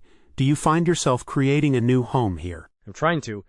Building new connections and creating new memories. It's a process. It definitely takes time, but I think you'll find that feeling of belonging eventually. I hope so. It's important to have a place where you feel grounded. The role of tradition in modern life. How do people here balance tradition with modern life? It seems like a delicate balance. It is. Many try to preserve their cultural heritage, while also embracing new technologies and opportunities. Are there any specific traditions that are particularly important to maintain? Family gatherings, religious festivals, and traditional arts and crafts are all highly valued. Do you see any tension between these traditions and the pressures of modern society? Definitely. There's often a struggle to maintain cultural identity in the face of globalization. It's interesting to see how different cultures navigate that challenge. Yes, and it's a reminder of the importance of cultural preservation. Approaches to problem solving. I've noticed that when facing a problem, people here tend to consult with a group before making a decision. That's a common approach in collectivist cultures. Collaboration and consensus are highly valued. In my culture, we're encouraged to be independent and find our own solutions. Individualistic cultures often prioritize efficiency and personal initiative in problem solving. Does this lead to different outcomes? Potentially, group problem solving can lead to more well-rounded solutions, but it can also be slower. And individual problem solving is faster, but perhaps less comprehensive? Exactly. Each approach has its strengths and weaknesses. Concept of fate versus free will. It seems like people here attribute a lot to fate. If something bad happens, they say it was meant to be. That's a common belief in many cultures. The idea that events are predetermined and beyond our control. It's quite different from my culture, where we emphasize free will and personal responsibility. Indeed. In some cultures, planning too far ahead is seen as tempting fate, while in others, it's considered prudent. Does this affect how they approach challenges? Potentially, those who believe in fate might be more accepting of setbacks, while those emphasizing free will might be more proactive in overcoming them. So it influences their resilience and problem-solving strategies? Precisely. It's a fundamental difference in worldview. Different perspectives on nature. I was surprised to see how differently people treat nature here. It's almost revered. Yes, in many indigenous cultures, nature isn't just a resource, but a living entity deserving respect. In my culture, we tend to see nature as something to be managed and controlled. That's a common Western perspective. It often leads to different approaches to environmental conservation. So their reverence for nature influences their environmental practices? Absolutely. They might have traditional practices that promote sustainability and harmony with the environment. It's interesting to see how cultural beliefs shape our relationship with the natural world. Indeed, it highlights the importance of understanding diverse perspectives on environmental issues. Differing concepts of beauty. I've noticed that the standards of beauty here are quite different from what I'm used to seeing back home. Beauty is subjective and culturally constructed. What's considered attractive in one culture might not be in another. For example, the emphasis on certain body types or skin tones seems to vary greatly. Absolutely. Cultural values, historical influences, and even environmental factors can shape beauty standards. Does this impact self-esteem? It can. When individuals feel pressured to conform to a specific standard of beauty, it can negatively affect their self-image. So, understanding these differences is important for promoting inclusivity? Exactly. Recognizing the diversity of beauty standards can help us appreciate and celebrate different cultures. Interpreting yes and no. I asked if they needed help, and they said yes, but they didn't seem to want any. That's interesting. In some cultures, saying yes is more about being polite than an actual agreement. Really? So, yes doesn't always mean yes. Exactly. Sometimes it means I hear you or I acknowledge you. You have to look at the context in body language. That makes things complicated. What about no? Similarly, in some cultures, a direct no is considered rude. They might avoid answering directly or give an indirect negative response. So learning to read between the lines is crucial then? Absolutely. Observation and asking clarifying questions politely are key.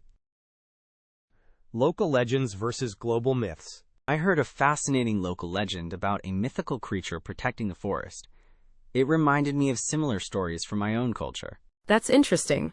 While local legends are specific to a particular place, global myths often share common themes and archetypes. So even though the characters and settings are different, the underlying messages might be similar? Exactly.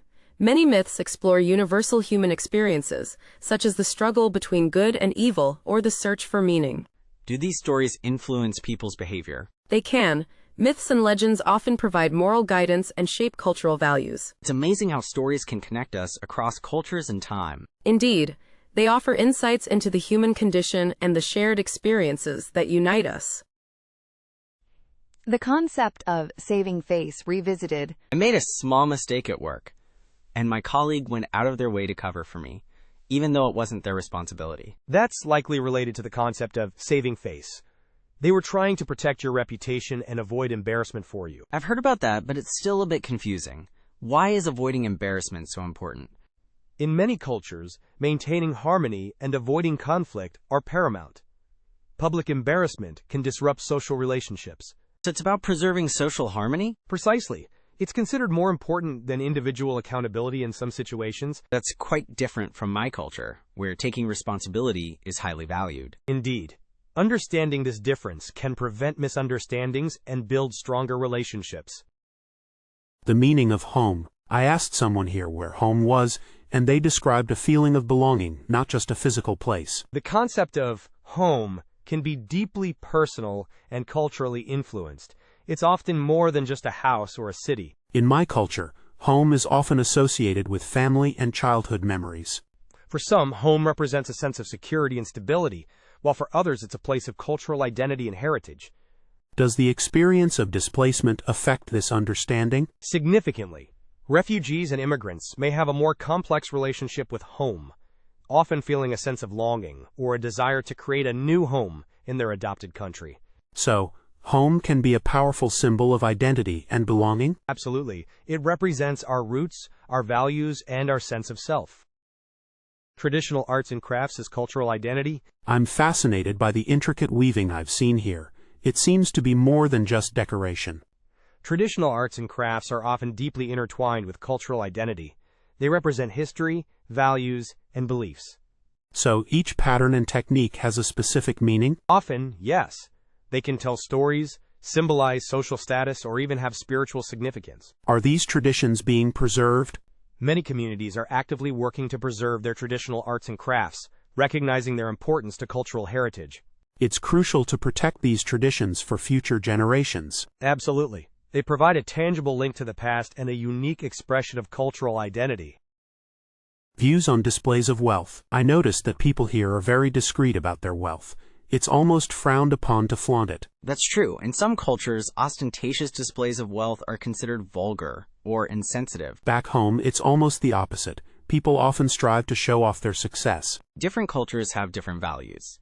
Some prioritize humility and community over individual achievement. So humility is more valued than outward success. In many cultures, yes. Showing off can be seen as disrespectful to those who are less fortunate. It's a completely different mindset. It is. It influences everything from spending habits to social interactions. Cultural views on pets. I've noticed people here treat their pets almost like family members. Yes, pets are very important to many people here.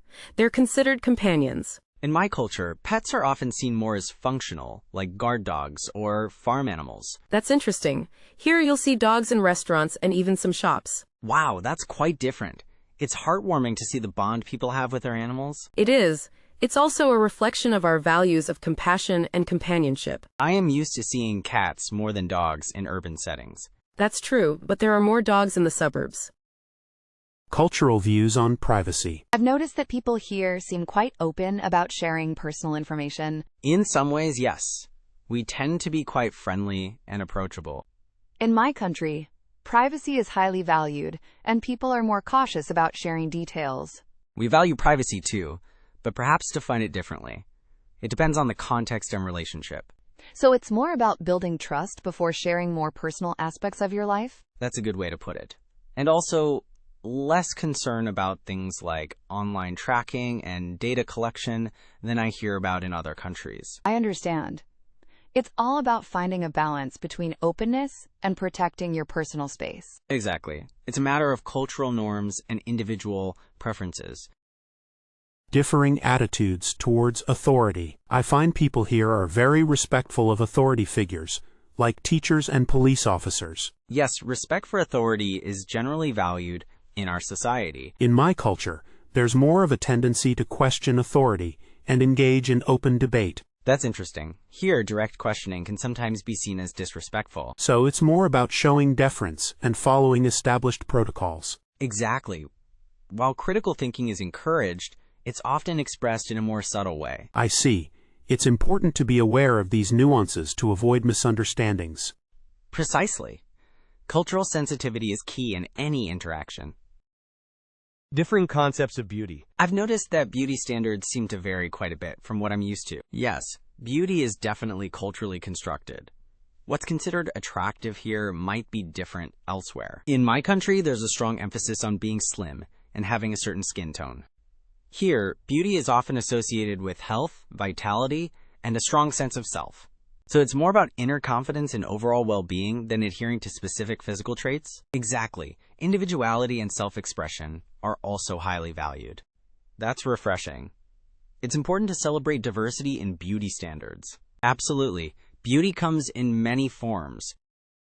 Local legends versus global myths. I heard a fascinating story about a local creature that protects the forest. Is that a common theme? Yes, we have many local legends and myths that are deeply rooted in our history and environment.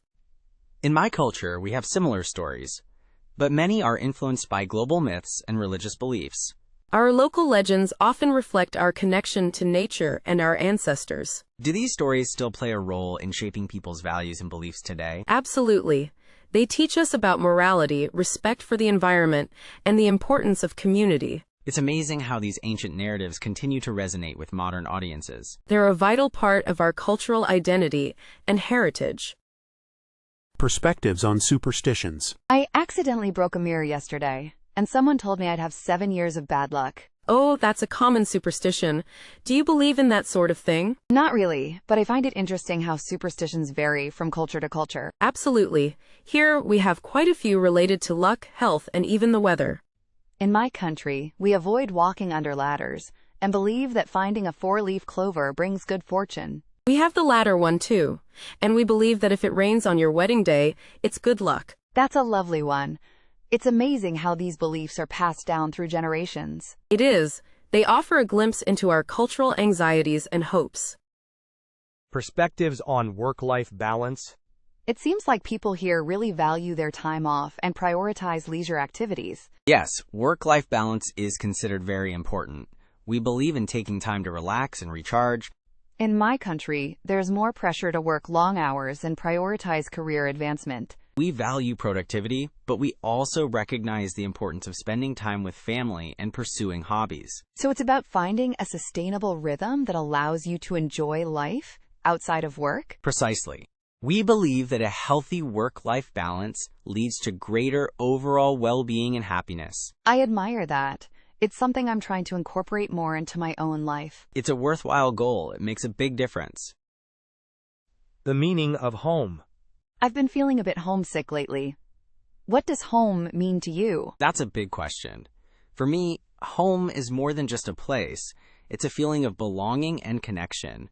In my culture, home is often associated with family, traditions, and a sense of security. We also value those things, but home can also represent a sense of freedom and self-discovery. So it's about creating a space where you feel comfortable being yourself and pursuing your passions? Precisely. It's a place where you can be vulnerable and authentic. I see. It's interesting how the meaning of home can be both personal and culturally influenced. It is. It's a complex and deeply emotional concept. The significance of place names. I've noticed many town names here have interesting origins. Do they usually tell a story? Absolutely. Place names often reflect the history, geography, or important figures of the area. That's fascinating. In my country, many are named after saints or prominent families. We have some of those too, but a lot are derived from indigenous languages describing the landscape. So learning the place names is like learning a bit of history? Exactly. It's a great way to connect with the local culture and understand its roots. I'll definitely pay more attention to them now. Thanks for the insight. You're welcome. It's one of the little things that makes each place unique. Views on environmental responsibility. I've noticed a strong emphasis on recycling here. Is environmentalism a big issue? Definitely. There's a growing awareness of the importance of sustainability. In my country, it's still catching on. There's less government support for green initiatives. We have a lot of community-led projects and initiatives to promote eco-friendly practices. That's inspiring. Do people generally take personal responsibility for their environmental impact? More and more are, yes. There's a sense of collective responsibility to protect our natural resources. It's great to see. Hopefully, that mindset will spread globally. We hope so too. It's crucial for the future. Cultural appropriation versus appreciation. I saw someone wearing a traditional headdress from my culture as a fashion statement. It felt wrong. That's a tricky area. There's a fine line between appreciation and appropriation. Exactly. I felt like they were trivializing something sacred. Appreciation involves understanding and respecting the cultural significance. And appropriation is taking something without that understanding, and often for personal gain. It's about context and intent, really. Educating yourself is crucial. I agree. I wish more people were aware of the difference. Maybe you could gently explain your perspective to them if you feel comfortable. Diaspora communities and cultural preservation. I'm always impressed by how diaspora communities maintain their cultural traditions in a new country. It's a testament to the strength of cultural identity. They work hard to keep their heritage alive. But it must be challenging, especially for younger generations who are growing up in a different culture. It is. They often face the challenge of balancing their heritage with their new identity. Do you think it's important for them to preserve their traditions? Absolutely. It's a way to maintain a sense of belonging and connection to their roots. And it enriches the cultural landscape of their new home. Precisely. It's a win-win situation. Different perspectives on work ethic. I'm finding it difficult to collaborate with my international colleagues. Our work styles are so different. That's common. Different cultures have different ideas about work ethic and deadlines. Some of them seem much more relaxed about deadlines than I am used to. It might be that they prioritize relationships and building consensus over strict adherence to schedules. So how do we find common ground? Open communication is key. Discuss expectations and find a compromise that works for everyone. That makes sense. I'll try to be more understanding and flexible. Ethical tourism considerations. I'm planning a trip abroad, and I want to be a responsible tourist. That's great. Ethical tourism is crucial. Have you considered the impact of your visit on the local community? I'm trying to. I want to support local businesses and avoid activities that exploit people or animals. That's a good start. Also, be mindful of your environmental footprint. Try to reduce waste and conserve resources. I'll definitely keep that in mind. Anything else? Respect local customs and traditions. Learn a few basic phrases in the local language. Okay, I'll do my research and try to be as respectful as possible. Thanks for the tips. Experiencing culture shock. I'm having a hard time adjusting to this new culture. Everything is so different. Culture shock is normal. What's been the most challenging aspect? Probably the food. I miss my home cooking, and I'm not used to the spices here. That's understandable. Try to find some familiar ingredients at the local market. It might help. Good idea. Also, I feel so isolated. I don't know anyone here. Join some local clubs or groups. It's a great way to meet people with similar interests. That's a good suggestion. I'll look into it. Thanks. Local legends versus global myths. I find it fascinating how different cultures have their own local legends and myths. Me too. It's amazing how these stories reflect a culture's values and beliefs. Are there any global myths that you find particularly interesting? The hero's journey is a classic example. It's a recurring theme in many cultures around the world. That's true. What about local legends? Do you have any favorites? I'm quite fond of the legend of the Loch Ness Monster. It's so unique to Scotland. It's interesting how these stories, whether local or global, continue to captivate us. Navigating cultural misunderstandings. I think I accidentally offended someone today. I wasn't sure what I did wrong. Cultural misunderstandings happen. Try to reflect on the situation. I said something that's considered normal in my country, but they seemed upset. It's possible your words had a different connotation in their culture. Should I apologize, even if I didn't mean to offend? Absolutely. A sincere apology can go a long way. Explain you didn't intend any harm. Okay, I'll do that. Thanks for the advice. The impact of globalization on local cultures. Do you think globalization is a good thing for preserving local cultures? It's a double-edged sword. It can bring awareness, but also homogenization. I've noticed many traditional crafts are disappearing, replaced by mass-produced items. That's a real concern. It's important to support local artisans and traditions, but globalization also allows us to learn about and appreciate other cultures more easily. True. The key is finding a balance between embracing the global and preserving the local. I guess it's up to each community to decide how to navigate that balance. The role of food in cultural diplomacy. Have you ever noticed how sharing a meal can break down barriers between people from different cultures? Absolutely. Food is a universal language. It's a great way to connect with others. I recently tried a dish from another country, and it gave me a whole new appreciation for their culture. Food can tell a story about a country's history, traditions, and values. It's also a way to show hospitality and build relationships. Exactly. Sharing food is a powerful act of cultural exchange. I think more countries should use food as a tool for diplomacy. Views on personal ambition. I've noticed that in some cultures, openly expressing ambition is frowned upon. That's true. In some societies, humility and collectivism are valued more than individual achievement. So, how do you navigate that if you are ambitious but don't want to offend anyone? It's about being mindful of the context. Focus on team goals and contributions rather than personal accolades. That makes sense. It's about finding a way to be ambitious while still being respectful. Exactly. And remember that different cultures define success in different ways. I'll keep that in mind. Thanks for the insight. Cultural attitudes towards aging and the elderly. I visited my friend in Italy and was struck by how much respect everyone showed his grandmother. In many cultures, elders are revered for their wisdom and experience. They hold a position of honor within the family and community. It felt very different from here, where older people sometimes seem to be overlooked. That's a reflection of different cultural values. Some societies prioritize youth and innovation, while others emphasize tradition and respect for the past. Do older people often live with their families in Italy? It's much more common than in many Western countries. Multi-generational households are still quite prevalent. That must create a strong sense of family connection. Absolutely. It provides support for both the elders and the younger generations. Cultural perspectives on work-life balance. My friend from Germany was shocked that I regularly work overtime. He said it's not common there. Work-life balance is valued very differently around the world. In some cultures, long hours are seen as a sign of dedication, while others prioritize personal time. So, it's not just about productivity, but also cultural expectations? Exactly. In Germany, for instance, there's a strong emphasis on separating work from personal life. Leisure time is highly valued. That makes sense. I guess I shouldn't assume everyone shares my work ethic. Definitely not. Understanding these differences can prevent misunderstandings and build stronger relationships.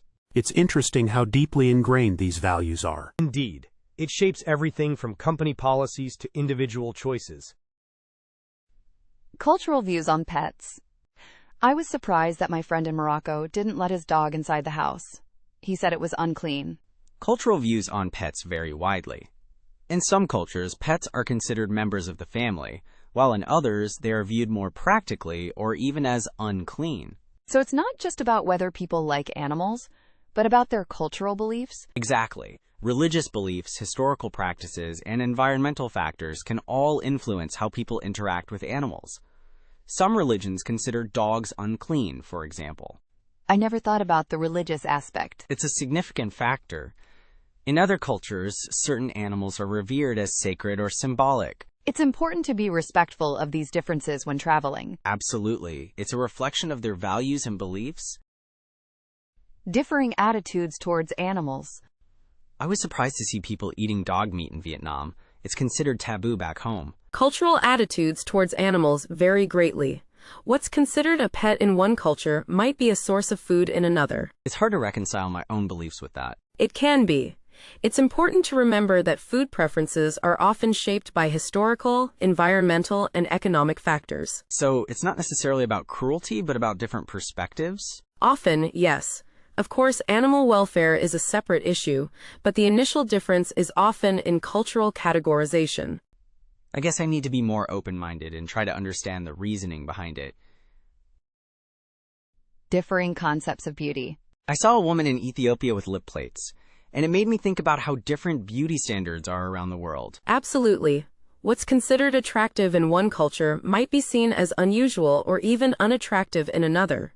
Beauty is culturally constructed. It's amazing how much it varies. Factors like history, environment, and social values all play a role in shaping ideals of beauty.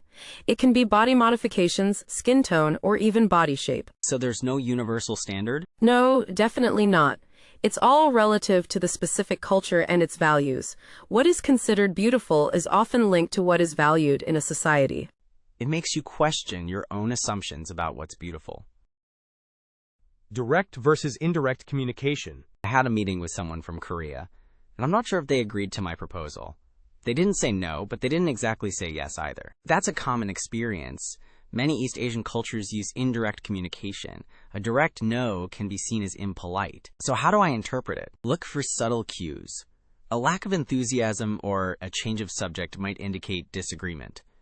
Pay attention to body language too. That sounds complicated. It's so different from how we communicate here. It is, but understanding the nuance is key to successful cross-cultural communication. Ask clarifying questions in a polite way. Good point. I'll try to be more observant next time. You can also try to phrase your questions indirectly to give them space to express disagreement comfortably. Home remedies and traditional medicine. My grandmother always used ginger tea for everything, from colds to stomach aches. I thought it was just an old wives' tale. Traditional medicine and home remedies are still widely used in many cultures. They're often based on centuries of experience and observation. Are they actually effective, though? Some have been scientifically proven to have medicinal properties, while others might offer a placebo effect or simply provide comfort.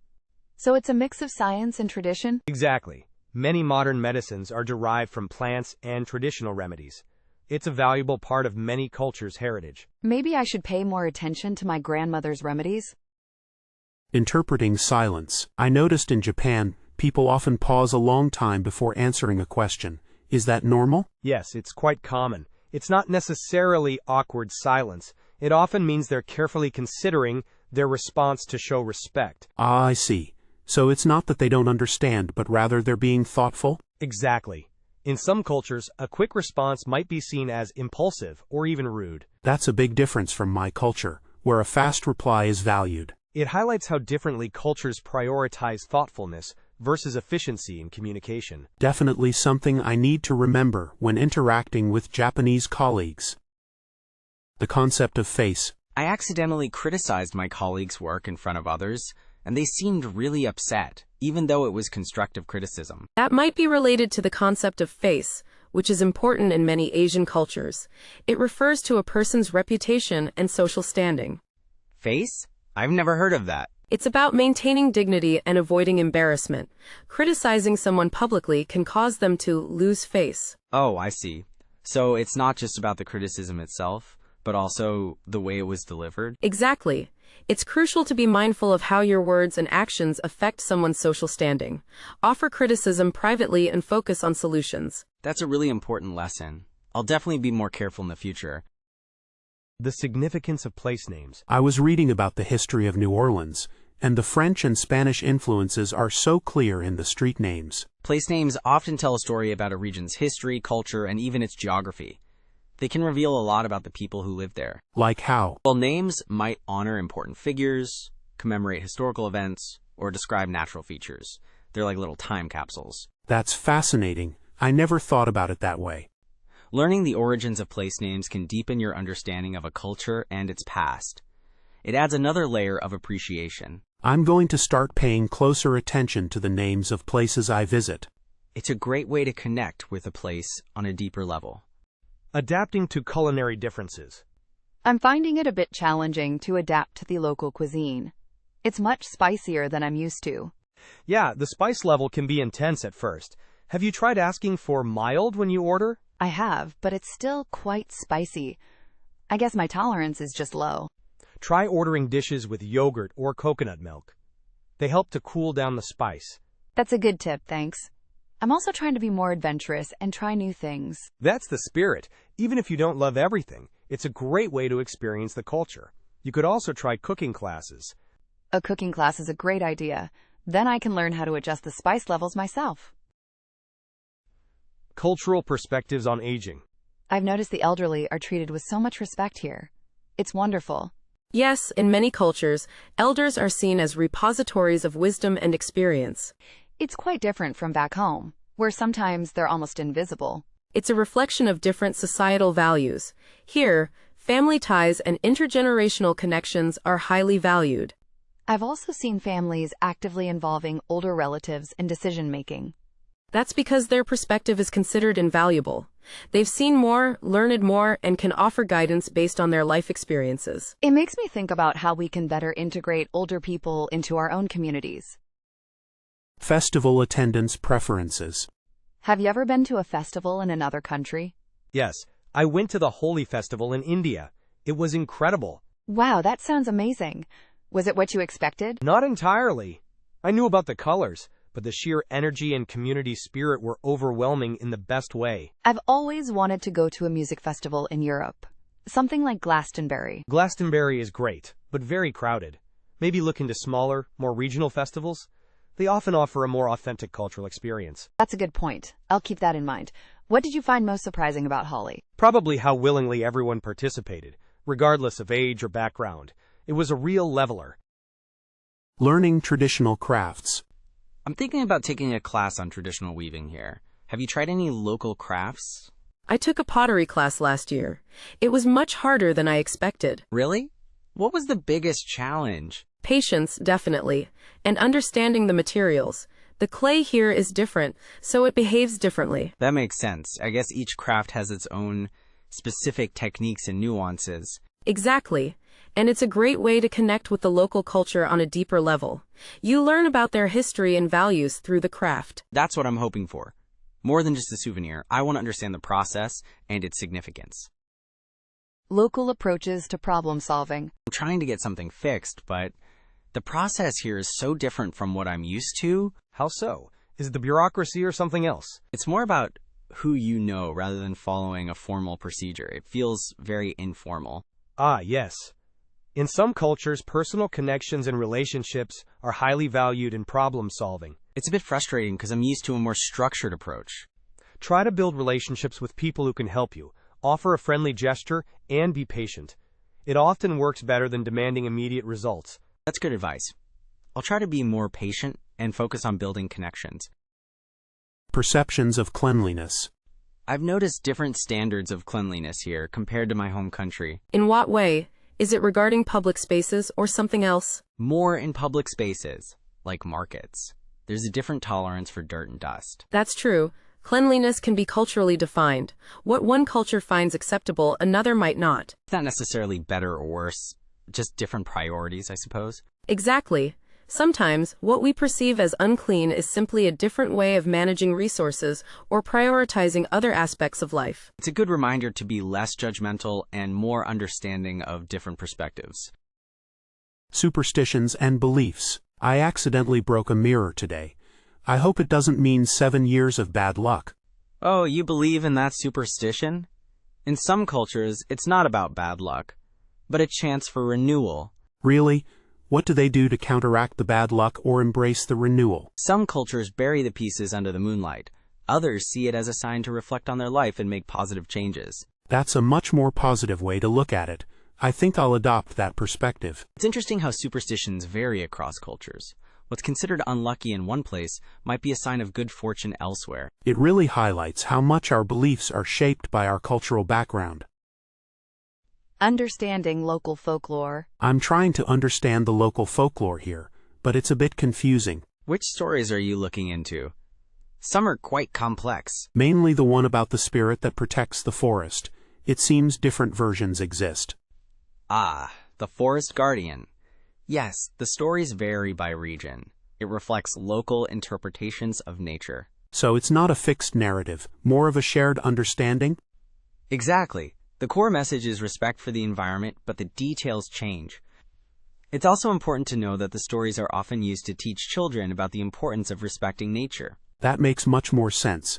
It's like a living story that evolves with the community. Views on the future. I was talking to someone about their hopes for the future, and their perspective seemed very different from mine. In what way? Were they more optimistic or pessimistic? It wasn't so much about optimism, but more about control. They seem to believe that the future is largely predetermined. Ah, that's interesting. Some cultures have a stronger belief in fate or destiny than others. Whereas I tend to believe that we can shape our own future through our actions. Those are very different worldviews. It's fascinating to see how cultural beliefs influence our perspectives on life. It really makes you think about the assumptions we make about the world.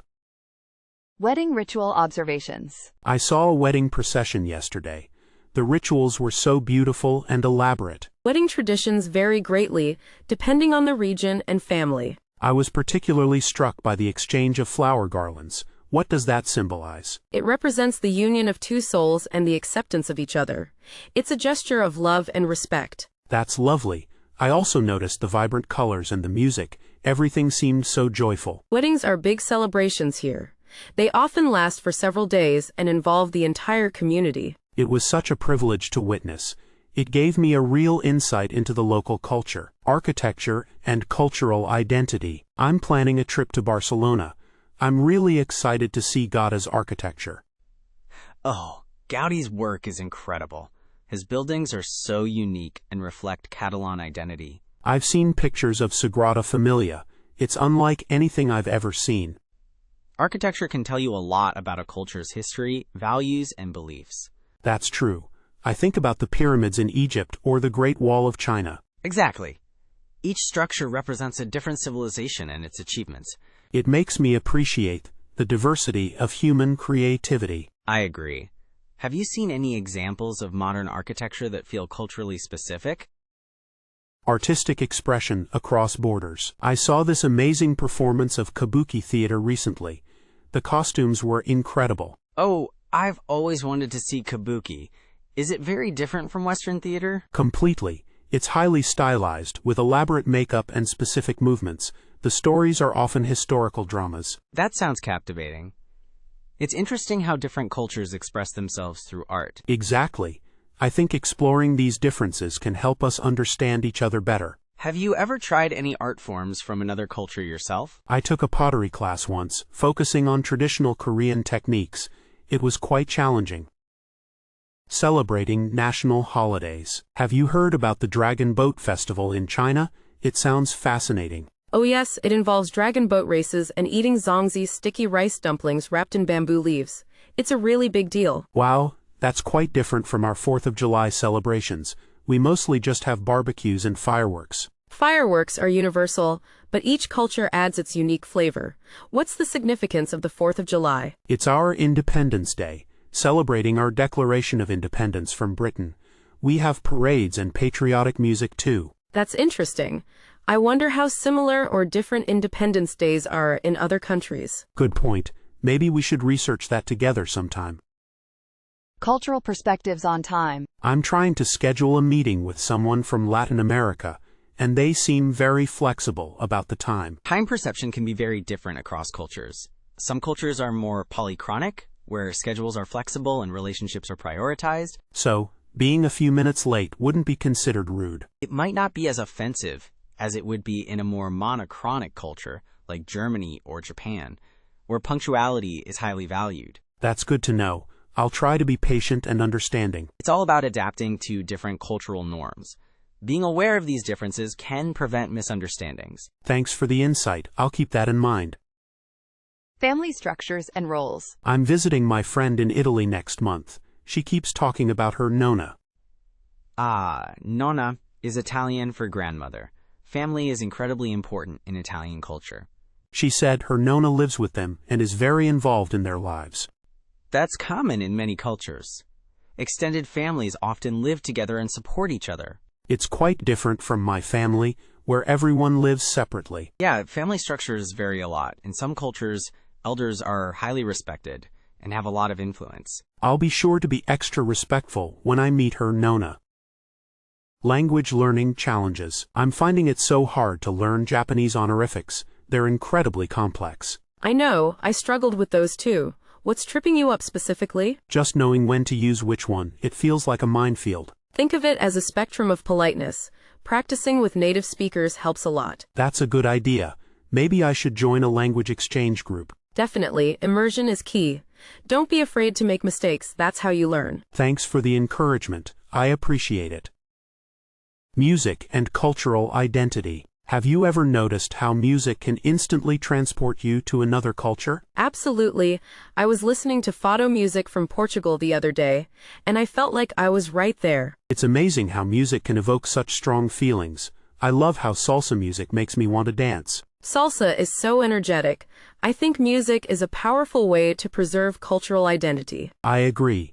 It's a living tradition that's constantly evolving. Do you have a favorite genre of music from another culture? I'm really into K-pop right now, but I also love traditional Irish folk music. Sports and national pride. I'm going to a football-soccer match between Brazil and Argentina. The atmosphere is going to be electric. Wow, that's a huge rivalry. Sports can be a powerful source of national pride. Definitely. It's more than just a game, it's about representing your country. I remember watching the Olympics and feeling so proud of my country's athletes. It's amazing how sports can unite people, even across cultural divides.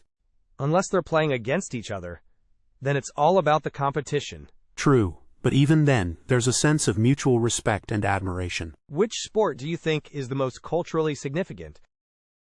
Storytelling traditions. My grandmother used to tell me these amazing folk tales when I was a kid.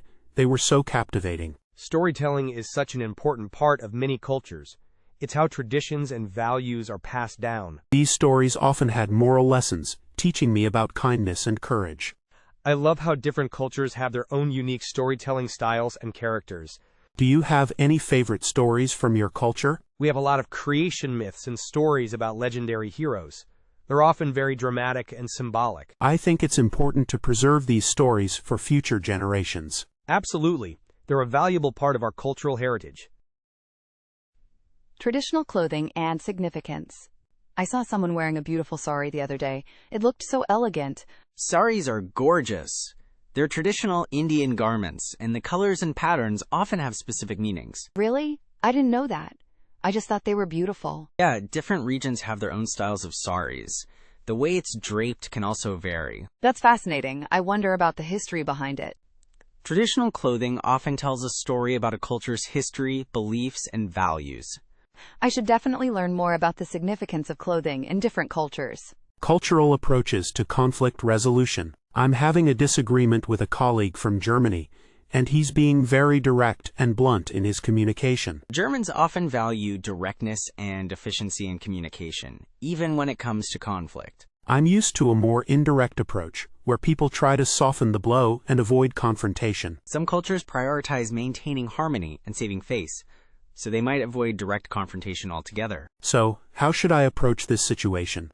Try to appreciate his directness and focus on finding a solution to the problem, rather than taking his words personally. Be clear and concise in your own communication. Okay, I'll try to keep that in mind. Thanks for the advice.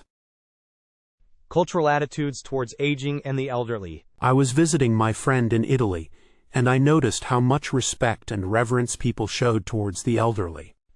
In many cultures, especially in Asia and Europe, elders are highly respected for their wisdom and experience. It was so different from my culture, where there seems to be more emphasis on youth and independence. Some cultures prioritize intergenerational living and family support for the elderly, while others encourage older adults to live independently. It made me think about how we treat our own elderly, and whether we could learn something from other cultures. It's a good reminder to value the contributions of older generations and ensure they feel respected and cared for. Definitely. It's important to create a society that values all ages. Cultural differences in decision-making. I'm working on a project with a team from India, and the decision-making process seems very hierarchical. That's common in many cultures, where respect for authority is highly valued. Decisions are often made by senior leaders. In my company, we encourage a more collaborative approach, where everyone's input is considered.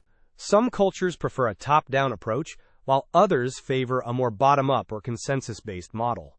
It can be frustrating when decisions take a long time because they need to be approved by multiple layers of management. Understanding the cultural context can help you navigate these situations more effectively. Patience is key. I'll try to be more patient and understanding, thanks. Cultural taboos and sensitive topics. I accidentally asked my boss, who is from Thailand, about his salary. I immediately regretted it. Oh dear. Talking about personal finances is often considered a taboo in many cultures. I didn't realize. I thought it was a pretty normal question, at least in my culture. It's a good reminder to be mindful of cultural sensitivities. Politics and religion can also be touchy subjects. So true. I guess it's best to err on the side of caution and avoid potentially offensive topics altogether. Exactly. Researching the cultural norms beforehand can be really helpful. Definitely learned my lesson. I'll do my homework next time. Cultural values individualism versus collectivism. I'm working on a project with a team from South Korea, and I'm finding it difficult to get them to take individual initiative. That could be a reflection of a collectivist culture where group harmony is prioritized over individual achievement. That makes sense. I'm used to a more individualistic approach where everyone takes ownership of their specific tasks. In collectivist societies, decisions are often made as a group, and individual opinions might be suppressed to avoid conflict. So how can I better collaborate with them? Try framing your requests in terms of how it benefits the team as a whole, rather than focusing on individual contributions. That's a great tip. I'll definitely try that. Thanks. Cultural variations in the perception of time. I was supposed to meet a friend from Argentina at 3 p.m., but he didn't show up until 4 p.m. Is this normal? In some cultures, like Argentina, the perception of time is more flexible. Being on time might mean something different than what you're used to. So punctuality isn't as highly valued. It depends on the context, but generally, there's less emphasis on strict adherence to schedules. It's often referred to as Latin American time. That's good to know. I was starting to think he was being rude. It's all about cultural differences. In other cultures, like Germany or Japan, punctuality is extremely important. I'll keep that in mind when making plans with people from different backgrounds. Exactly. It's about respecting their cultural norms. Education systems around the world. I was reading about the Finnish education system. It sounds so different from ours. How so? What stood out to you? They have very little standardized testing, and they focus more on play-based learning, especially in early childhood. That's interesting. In many Asian countries, there's a huge emphasis on academic achievement and rigorous testing from a young age. It seems like different cultures have very different philosophies about what constitutes a good education. Exactly. Some prioritize creativity and critical thinking, while others emphasize rote learning and discipline. It makes you wonder which approach is actually more effective in the long run. Perhaps a balance of both is ideal. Lost in translation. Idioms and proverbs. I was talking to my friend from Spain, and I used the phrase beat around the bush, but she looked completely confused. Yeah, idioms are tough. They rarely translate directly. What did she say? She asked if I was planning to physically assault a shrub. I had to explain it meant avoiding the main point. That's hilarious. Every culture has its own colorful sayings. In Japan, we say fall 7 times, stand up 8, instead of if at first you don't succeed. That's much more poetic. It really highlights the importance of perseverance. Exactly. Proverbs often reveal a culture's core values, don't you think? Definitely. It makes you realize how much language is tied to culture. The concept of personal space. I felt a little uncomfortable when I visited Brazil. People stood so close when they talked. Personal space is a big cultural difference. What's considered normal in one country might feel intrusive in another. Exactly. In my country, we like to keep a bit of distance. It felt like everyone was in my bubble. That's interesting. In some Mediterranean countries, physical touch, like a hand on the arm, is a normal part of conversation. Wow, that would be quite a shock to my system. I'd probably think they were being overly familiar. It's all about context and understanding the cultural norms. Being aware helps avoid misunderstandings. True. I need to remember that next time I travel. And to not take it personally. The role of technology in different cultures. I noticed that in some countries, people are much more reliant on their smartphones than in others. That's true. The adoption and usage of technology vary significantly across cultures. For example, in some Asian countries, mobile payments are much more prevalent than using credit cards. And in some African countries, mobile technology is used to access education and healthcare services in remote areas. It's amazing how technology can be adapted to meet the specific needs of different communities. Exactly. It's not just about having access to technology, but also about how it's integrated into daily life and cultural practices.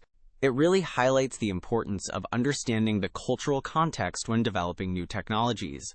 Approaches to time management. My Mexican colleagues are always late for meetings. It's so frustrating. That could be due to a different cultural approach to time. In some cultures, punctuality is viewed more flexibly. But it's disrespectful, isn't it? It might not be intended as disrespect. It could be a more relaxed attitude towards schedules, prioritizing relationships in unforeseen circumstances. So, how do I manage that in a business setting? You can try gently setting expectations beforehand, or scheduling meetings with a buffer built in. It's also helpful to frame deadlines as flexible or strict to avoid misunderstandings. That's a good idea. I'll try that. Remember, understanding the cultural context can help avoid unnecessary frustration. Cultural perspectives on work-life balance. My Italian colleagues seem to prioritize long lunches and socializing more than I'm used to. That reflects a different approach to work-life balance. In Italy, personal relationships and enjoying life are highly valued. Does that mean they're less productive? Not necessarily. They might work more efficiently during their focused hours. It's just a different cultural rhythm. So it's not necessarily about laziness, but about prioritizing different things? Precisely. It's about finding a balance that works for them and their culture. I guess I need to adjust my expectations and try to appreciate their approach. Exactly. Embrace the cultural differences. Decision-making styles.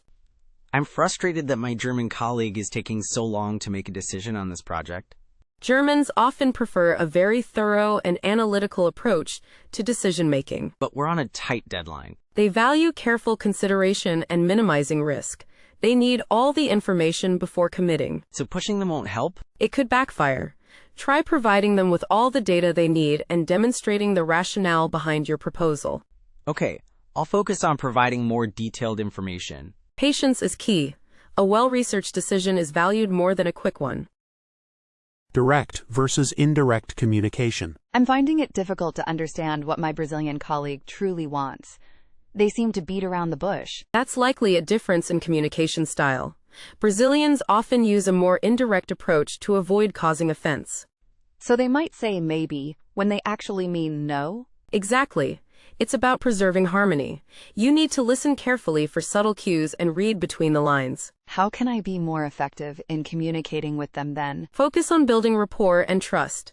Ask open-ended questions and pay attention to their nonverbal cues. That makes sense. I'll try to be more mindful of that. And don't be afraid to politely clarify if you're unsure about something. Gift-giving expectations beyond holidays. I'm visiting a client in South Korea next week. Should I bring a gift? Gift-giving is common in South Korea, but it's important to understand the expectations. What kind of gift is appropriate? Modest, high-quality items are generally appreciated. Avoid overly expensive gifts, which can create a sense of obligation. What about the presentation? Wrap the gift nicely, preferably in neutral or pastel colors. Avoid red, as it's associated with funerals. And when should I present the gift? Offer the gift with both hands, showing respect. It's also customary to initially refuse the gift a few times before accepting it.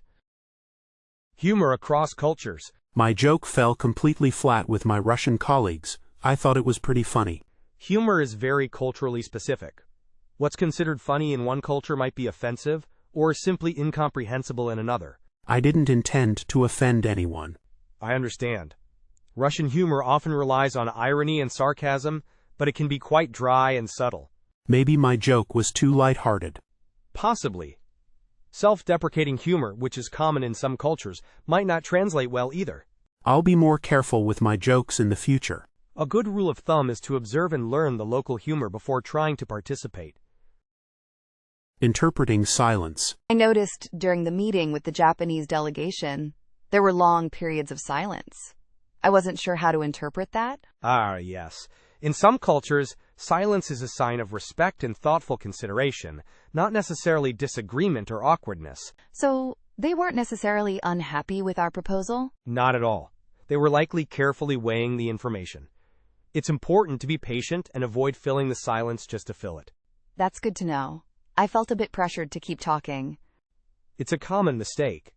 Next time, try to embrace the silence and use it to observe their body language. I will definitely keep that in mind. Thanks for the insight. Personal space bubbles. I felt really uncomfortable when my Lebanese colleague stood so close to me during our conversation. That's likely a difference in personal space norms. In some cultures, people stand much closer than in others. It felt like he was invading my space. In many Middle Eastern cultures, closer proximity signifies warmth and connection. It's not meant to be disrespectful. So, it's not that he was being aggressive? Not at all. He was probably just trying to build rapport. Try to be aware of your own body language and avoid stepping back abruptly, which could be seen as rude. That's a good point. I need to be more mindful of that. It's all about understanding different cultural norms. The concept of face. I'm confused about why my Chinese business partner got so upset when I pointed out a mistake in his presentation. It's likely related to the concept of face, which is very important in Chinese culture. Face, what does that mean? It refers to one's reputation, dignity, and social standing. Publicly pointing out a mistake can cause someone to, quote, lose face. Oh, I didn't realize. How should I have handled it differently? It's best to address concerns privately and diplomatically, focusing on solutions rather than blame. That's helpful. I'll remember that for next time. Also, offering praise publicly can help them gain face. The role of authority. My Indian team members seem hesitant to challenge my ideas, even when they disagree. That could be due to the hierarchical structure and respect for authority that's common in Indian culture. So they're afraid to speak up? Not necessarily afraid, but they might feel it's inappropriate to directly contradict a superior. How can I encourage them to share their opinions? Create a safe and supportive environment where they feel comfortable expressing their views. Actively solicit their input and acknowledge their contributions. I'll try to be more approachable and emphasize that their opinions are valued. Also, consider using indirect questioning techniques to elicit their thoughts without putting them on the spot. Celebratory rituals. What's a unique celebratory ritual in your culture that most people outside wouldn't know about? We have a first harvest festival, where we offer the first fruits of the season to the spirits of the land as thanks for their bounty. That sounds beautiful. What does the offering involve? We create intricate displays of the fruits and vegetables, and perform traditional dances and songs to honor the spirits. Is it a community-wide event? Yes, everyone participates. It's a time for unity, gratitude, and celebration of nature's gifts. That's incredible. It sounds like a really meaningful experience. Cultural attitudes towards nature. I'm fascinated by how different cultures view nature. Some see it as something to be conquered, others as something sacred. That's a great observation. In my culture, we believe nature is a living entity with its own spirit. We try to live in harmony with it. So, things like deforestation or pollution are viewed very differently. They're seen as a profound disrespect, almost a sacrilege. It's not just about environmental damage, it's about disrupting the balance of life. That makes a lot of sense. It explains the strong connection I've seen between your people and the land. Exactly. Our traditions and beliefs are deeply intertwined with the natural world. It's inspiring, and a perspective I think more people need to consider. Dealing with disagreement. How do people typically handle disagreements in your culture?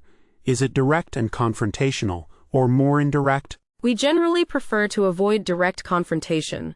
Maintaining harmony is very important, so we tend to be more indirect in expressing disagreement. So, hinting at your dissatisfaction rather than stating it outright. Exactly. We might use subtle cues or involve a mediator to help resolve the issue without causing offense. That requires a lot of reading between the lines. It does, but it's considered more respectful and less likely to damage relationships. I'll try to pay close attention to those subtle cues when I'm interacting with people from your culture. Expressing gratitude. Are there specific ways of expressing gratitude in your culture that are particularly meaningful or important? Beyond just saying thank you, we often show gratitude through acts of service or reciprocity. A small gift or favor in return is highly valued. So it's less about the words and more about the actions? Yes, actions speak louder than words. Showing that you appreciate someone's kindness through a tangible gesture is considered more sincere. Is there a particular type of gift that's considered especially thoughtful? Something homemade or that reflects the person's interests is always appreciated. The thoughtfulness behind the gift is what matters most. That's a lovely tradition. I'll remember that. Expressions of politeness. I'm always a little nervous about accidentally being impolite in a new culture. What's considered very polite where you're from? We place a high value on humility. Avoiding boasting and giving credit to others is considered very polite. So even if you're really proud of something, you downplay it? Yes, or deflect the praise onto someone else. It's seen as more gracious. That's interesting. In my culture, we're encouraged to be confident and self-promoting. It's a stark difference. Knowing that will definitely help you navigate social situations here. Thanks for the tip. I appreciate it. The importance of elders. I've noticed elders are treated with immense respect in many cultures. Is this the case where you're from? Yes, absolutely. Elders are seen as the keepers of wisdom and tradition.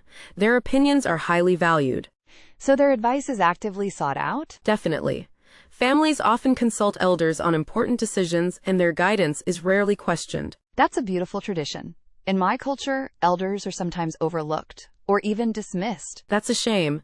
We believe they have a wealth of knowledge to share, and ignoring them is a great loss. I agree. We could learn a lot from valuing their experience.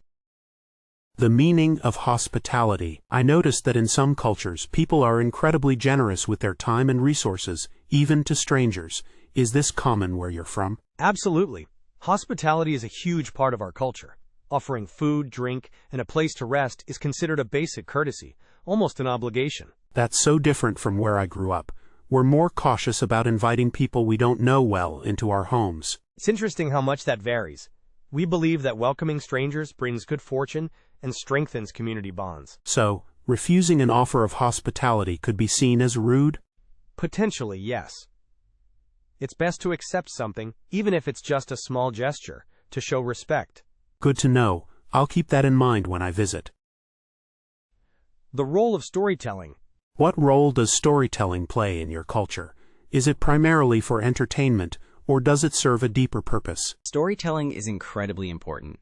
It's how we pass down our history, values, and traditions from one generation to the next. So stories are more than just entertainment. They're a form of education? Exactly. They teach us about our ancestors, our beliefs, and how to live a good life. They're also used to explain natural phenomena and moral lessons. Are there specific types of stories that are particularly revered? Our creation myths and stories about heroic figures are highly respected and often recited during important ceremonies. That's fascinating. It sounds like storytelling is essential to preserving your cultural identity. Views on privacy. How is privacy viewed in your culture? Is it considered a fundamental right, or is it more communal? We have a more communal approach. While personal space is respected, the concept of absolute privacy isn't as strong as in some Western cultures. So, sharing personal information with close friends and family is more common? Yes, and it's often seen as a sign of trust and closeness. Keeping secrets can be interpreted as being distant or untrustworthy. That's quite different. In my culture, we value our independence and maintain clear boundaries. It's a matter of emphasis. We prioritize strong relationships and mutual support over individual isolation. I can see the benefits of that. It fosters a strong sense of community. Views on success. What does success mean in your culture? Is it mostly about wealth and career advancement? It's more nuanced than that. While financial stability is important, success is often measured by contributions to the community and family well-being. So, things like volunteering or raising a family are highly valued? Absolutely. Those are seen as significant achievements, sometimes even more so than a prestigious job title. That's a refreshing perspective. In my culture, it feels like success is solely defined by career achievements. It's all about priorities. We believe a strong community and happy family are the foundations of a fulfilling life. I can see the value in that. It makes me rethink my own definition of success. Attitudes towards authority figures. What's the general attitude towards authority figures here?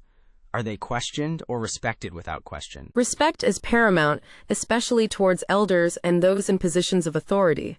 Questioning is usually done respectfully and indirectly. So direct confrontation is avoided? Yes, it's seen as disrespectful. Subtlety and tact are key. Back home, we're encouraged to challenge authority if we disagree. Here, that would be seen as rebellious. It's better to voice concerns through appropriate channels. I understand. So deference is important? Yes, it helps maintain social harmony and order. Bridging the generation gap. I noticed older people here seem to have a lot of influence. Is that typical? Definitely. Respect for elders is a huge part of our culture. Their experience is highly valued. That's interesting. Back home, younger generations often lead the way in many fields. So a generational shift in power, perhaps? Here, it's more of a collaboration, with elders guiding the younger ones. I can see that. It's a different dynamic than I'm used to. It has its advantages. We learn from their mistakes and successes. That makes sense. I wonder if there are drawbacks too, like slower progress in some areas. Perhaps sometimes, but the stability and wisdom they bring are often worth it. Cultural views on fate and destiny. Do people here generally believe in fate or destiny, or is it more about individual control?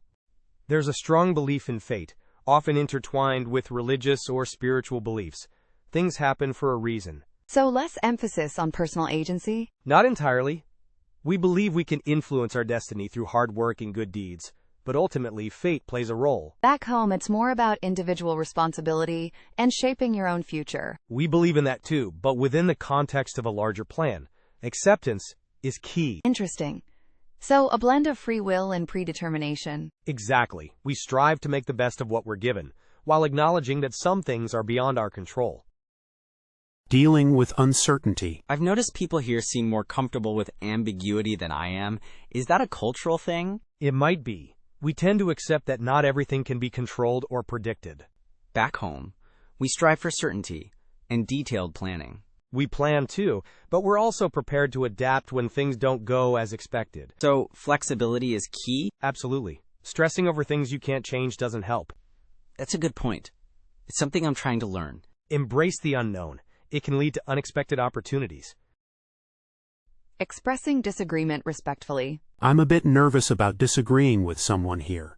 What's the best way to do it respectfully? It's all about the approach. Avoid being confrontational or raising your voice. Okay, so keep it calm and polite. Exactly. And focus on the idea, not the person. Use phrases like, I see your point, but, or, I have a different perspective on this. That's helpful. Back home, we can be quite direct. Here, that might be seen as rude. Subtlety is appreciated. Got it. So indirectness is better? Often, yes. It allows the other person to save face. Expressing emotions openly. I've noticed people here seem to be more reserved in expressing their emotions. Is that accurate? Generally, yes, we tend to keep our emotions in check, especially in public. Back home, we're encouraged to be more expressive. Here, that might be seen as dramatic or attention-seeking. So, emotional restraint is valued? Yes, it's seen as a sign of maturity and self-control. I see. Is it okay to express sadness or frustration at all? It's acceptable in private, with close friends or family. But in public, it's best to remain composed. Perceptions of privacy. I'm curious about perceptions of privacy here. Does it differ much from my country? It might. We tend to have a more communal view of privacy. Boundaries are sometimes less defined. So personal space is perhaps less valued. Not necessarily less valued, but understood differently. We prioritize relationships and connection. Back home, we're very protective of our privacy. Here, sharing information and being open is often seen as a sign of trust and friendship. I see. So, a more open and interconnected approach? Yes, it's part of our collectivist culture. We're all in this together. Perspectives on success. What does success mean to people here, would you say? That's a good question. I think it's less about individual wealth and more about contributing to the community. So collective achievement is more valued than personal gain? Often, yes. Of course, people still want to do well for themselves, but within a framework of social responsibility. Interesting. Back home, it's often seen as climbing the corporate ladder and accumulating wealth. That can be seen as selfish here, if it's not balanced with giving back. I see. So success is tied to social impact? In many ways, yes, helping others is a big part of it. The meaning of community. I'm struck by how close-knit the community seems here. Is that always the case? In many areas, yes. Community is very important. People rely on each other. Back home, people tend to be more independent and private. Here, we share resources and support each other in times of need. So, there's a strong sense of collective responsibility? Definitely. We believe that everyone has a role to play in the community's well-being. That's a beautiful concept. Is there any downside to such a close community? Sometimes it can feel a bit intrusive. Everyone knows everyone's business. Views on competition. How do people here view competition?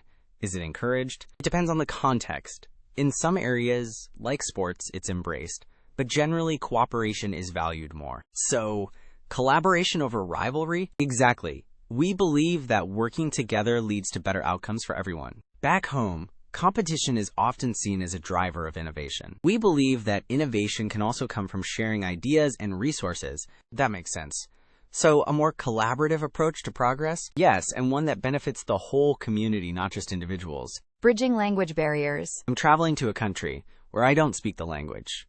I'm a little nervous about communicating. Don't worry. There are ways to bridge the language barrier. Learning a few basic phrases is always a good start. I've been trying to learn some, but it's difficult. Use translation apps on your phone. They can be surprisingly helpful. And don't be afraid to use gestures and body language. That's true. Visual communication can go a long way. Exactly. And most importantly, be patient and respectful. People appreciate the effort, even if your language skills aren't perfect. Thanks.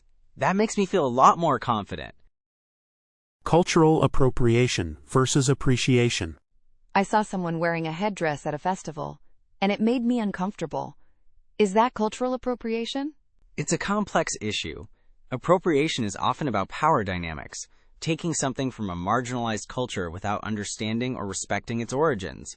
So what's the difference between that and appreciation? Appreciation involves learning about the culture, respecting its traditions, and giving credit where it's due. It's about engagement, not just consumption. That makes sense. So doing research and understanding the significance is key. Exactly. And being mindful of whether you're part of the culture and whether your actions are perpetuating harmful stereotypes. Thanks for explaining. It's something I want to be more aware of. It's great that you're thinking about it. It's an ongoing conversation. Cultural differences in communication styles. I find it hard to understand my colleague from China sometimes. He's so indirect. That could be a cultural difference in communication style. Some cultures value directness, while others prefer a more indirect approach to avoid confrontation. So he might be trying to be polite by not being too blunt? Exactly. He might be hinting at something rather than stating it outright. You have to read between the lines. How can I improve my communication with him? Try to be patient and listen carefully. Ask clarifying questions without being too direct yourself. And be mindful of nonverbal cues. That's helpful. I'll try to be more sensitive to his communication style. Cultural differences in greetings. I'm always unsure how to greet people from different cultures. What's the best approach? It really depends. In some cultures, a handshake is standard, while others prefer a bow or even a kiss on the cheek. A kiss on the cheek seems a bit intimate for a first meeting. In some European countries and Latin America, it's quite common, even in professional settings. Observing how others greet each other is a good starting point.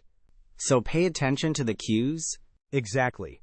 And when in doubt, a polite nod and a smile are usually safe bets. Let the other person initiate physical contact. Good advice. I'll keep that in mind. Cultural perspectives on success. What does success mean to you? That's a big question. I think it's about achieving personal fulfillment and making a positive impact on the world. Interesting. In my culture, success is often measured by material wealth and social status. That's a common viewpoint in many Western societies. But in other cultures, success might be more about family harmony or spiritual enlightenment. So it's really subjective and culturally defined? Precisely. What one culture considers successful, another might not even value. That's a good reminder to broaden my perspective. Cultural variations in concepts of time. I'm always running late, and I think it's partly because I have a different concept of time than some of my friends. That's interesting. Are you talking about polychronic versus monochronic cultures? I'm not familiar with those terms. Monochronic cultures, like in Germany or the US, value punctuality and doing one thing at a time. Polychronic cultures, like in Latin America, are more flexible with time and often juggle multiple tasks simultaneously. That explains a lot. I'm definitely more polychronic.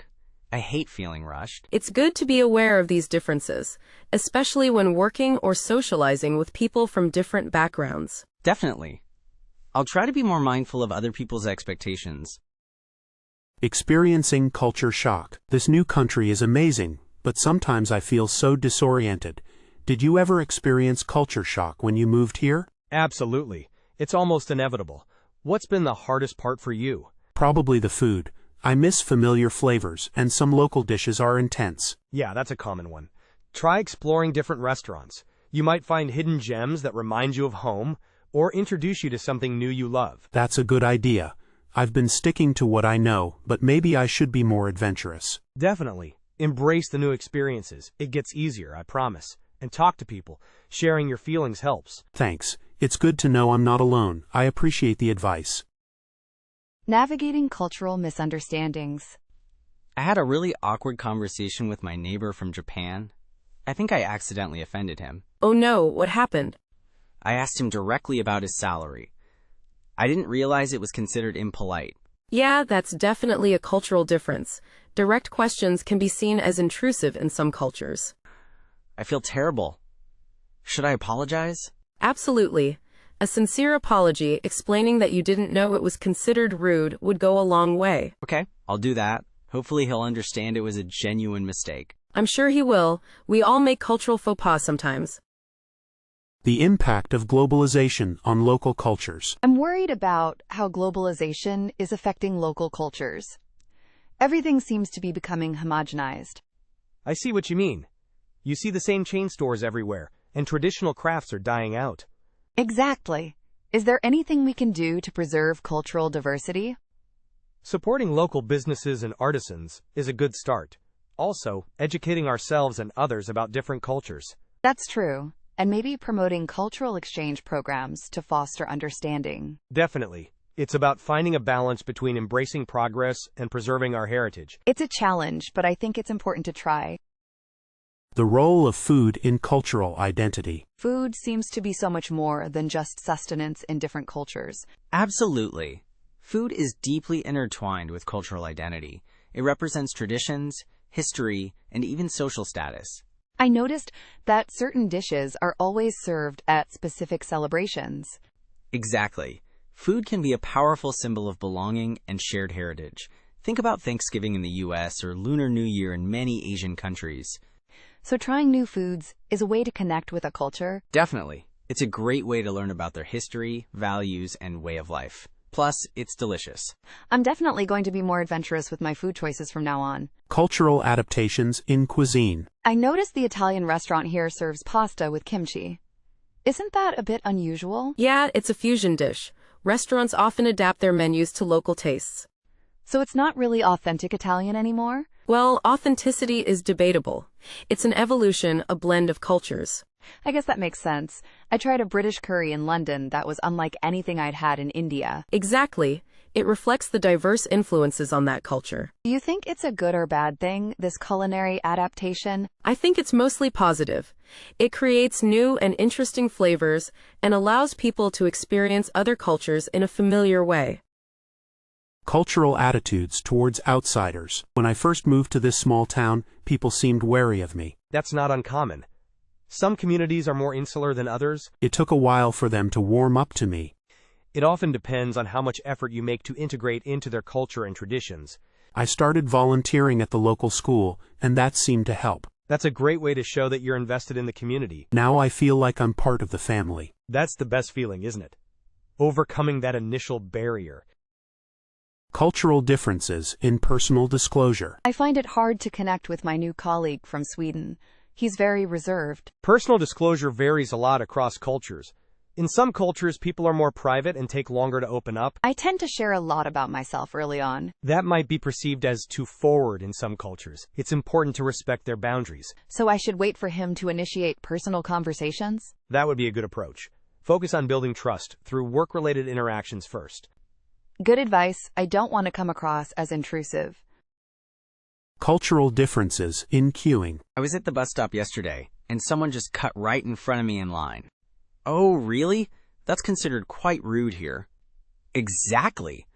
But I've heard that in some countries, queuing isn't as strictly observed. That's true. In some places, it's more of a free-for-all, a first-come, first-served scramble.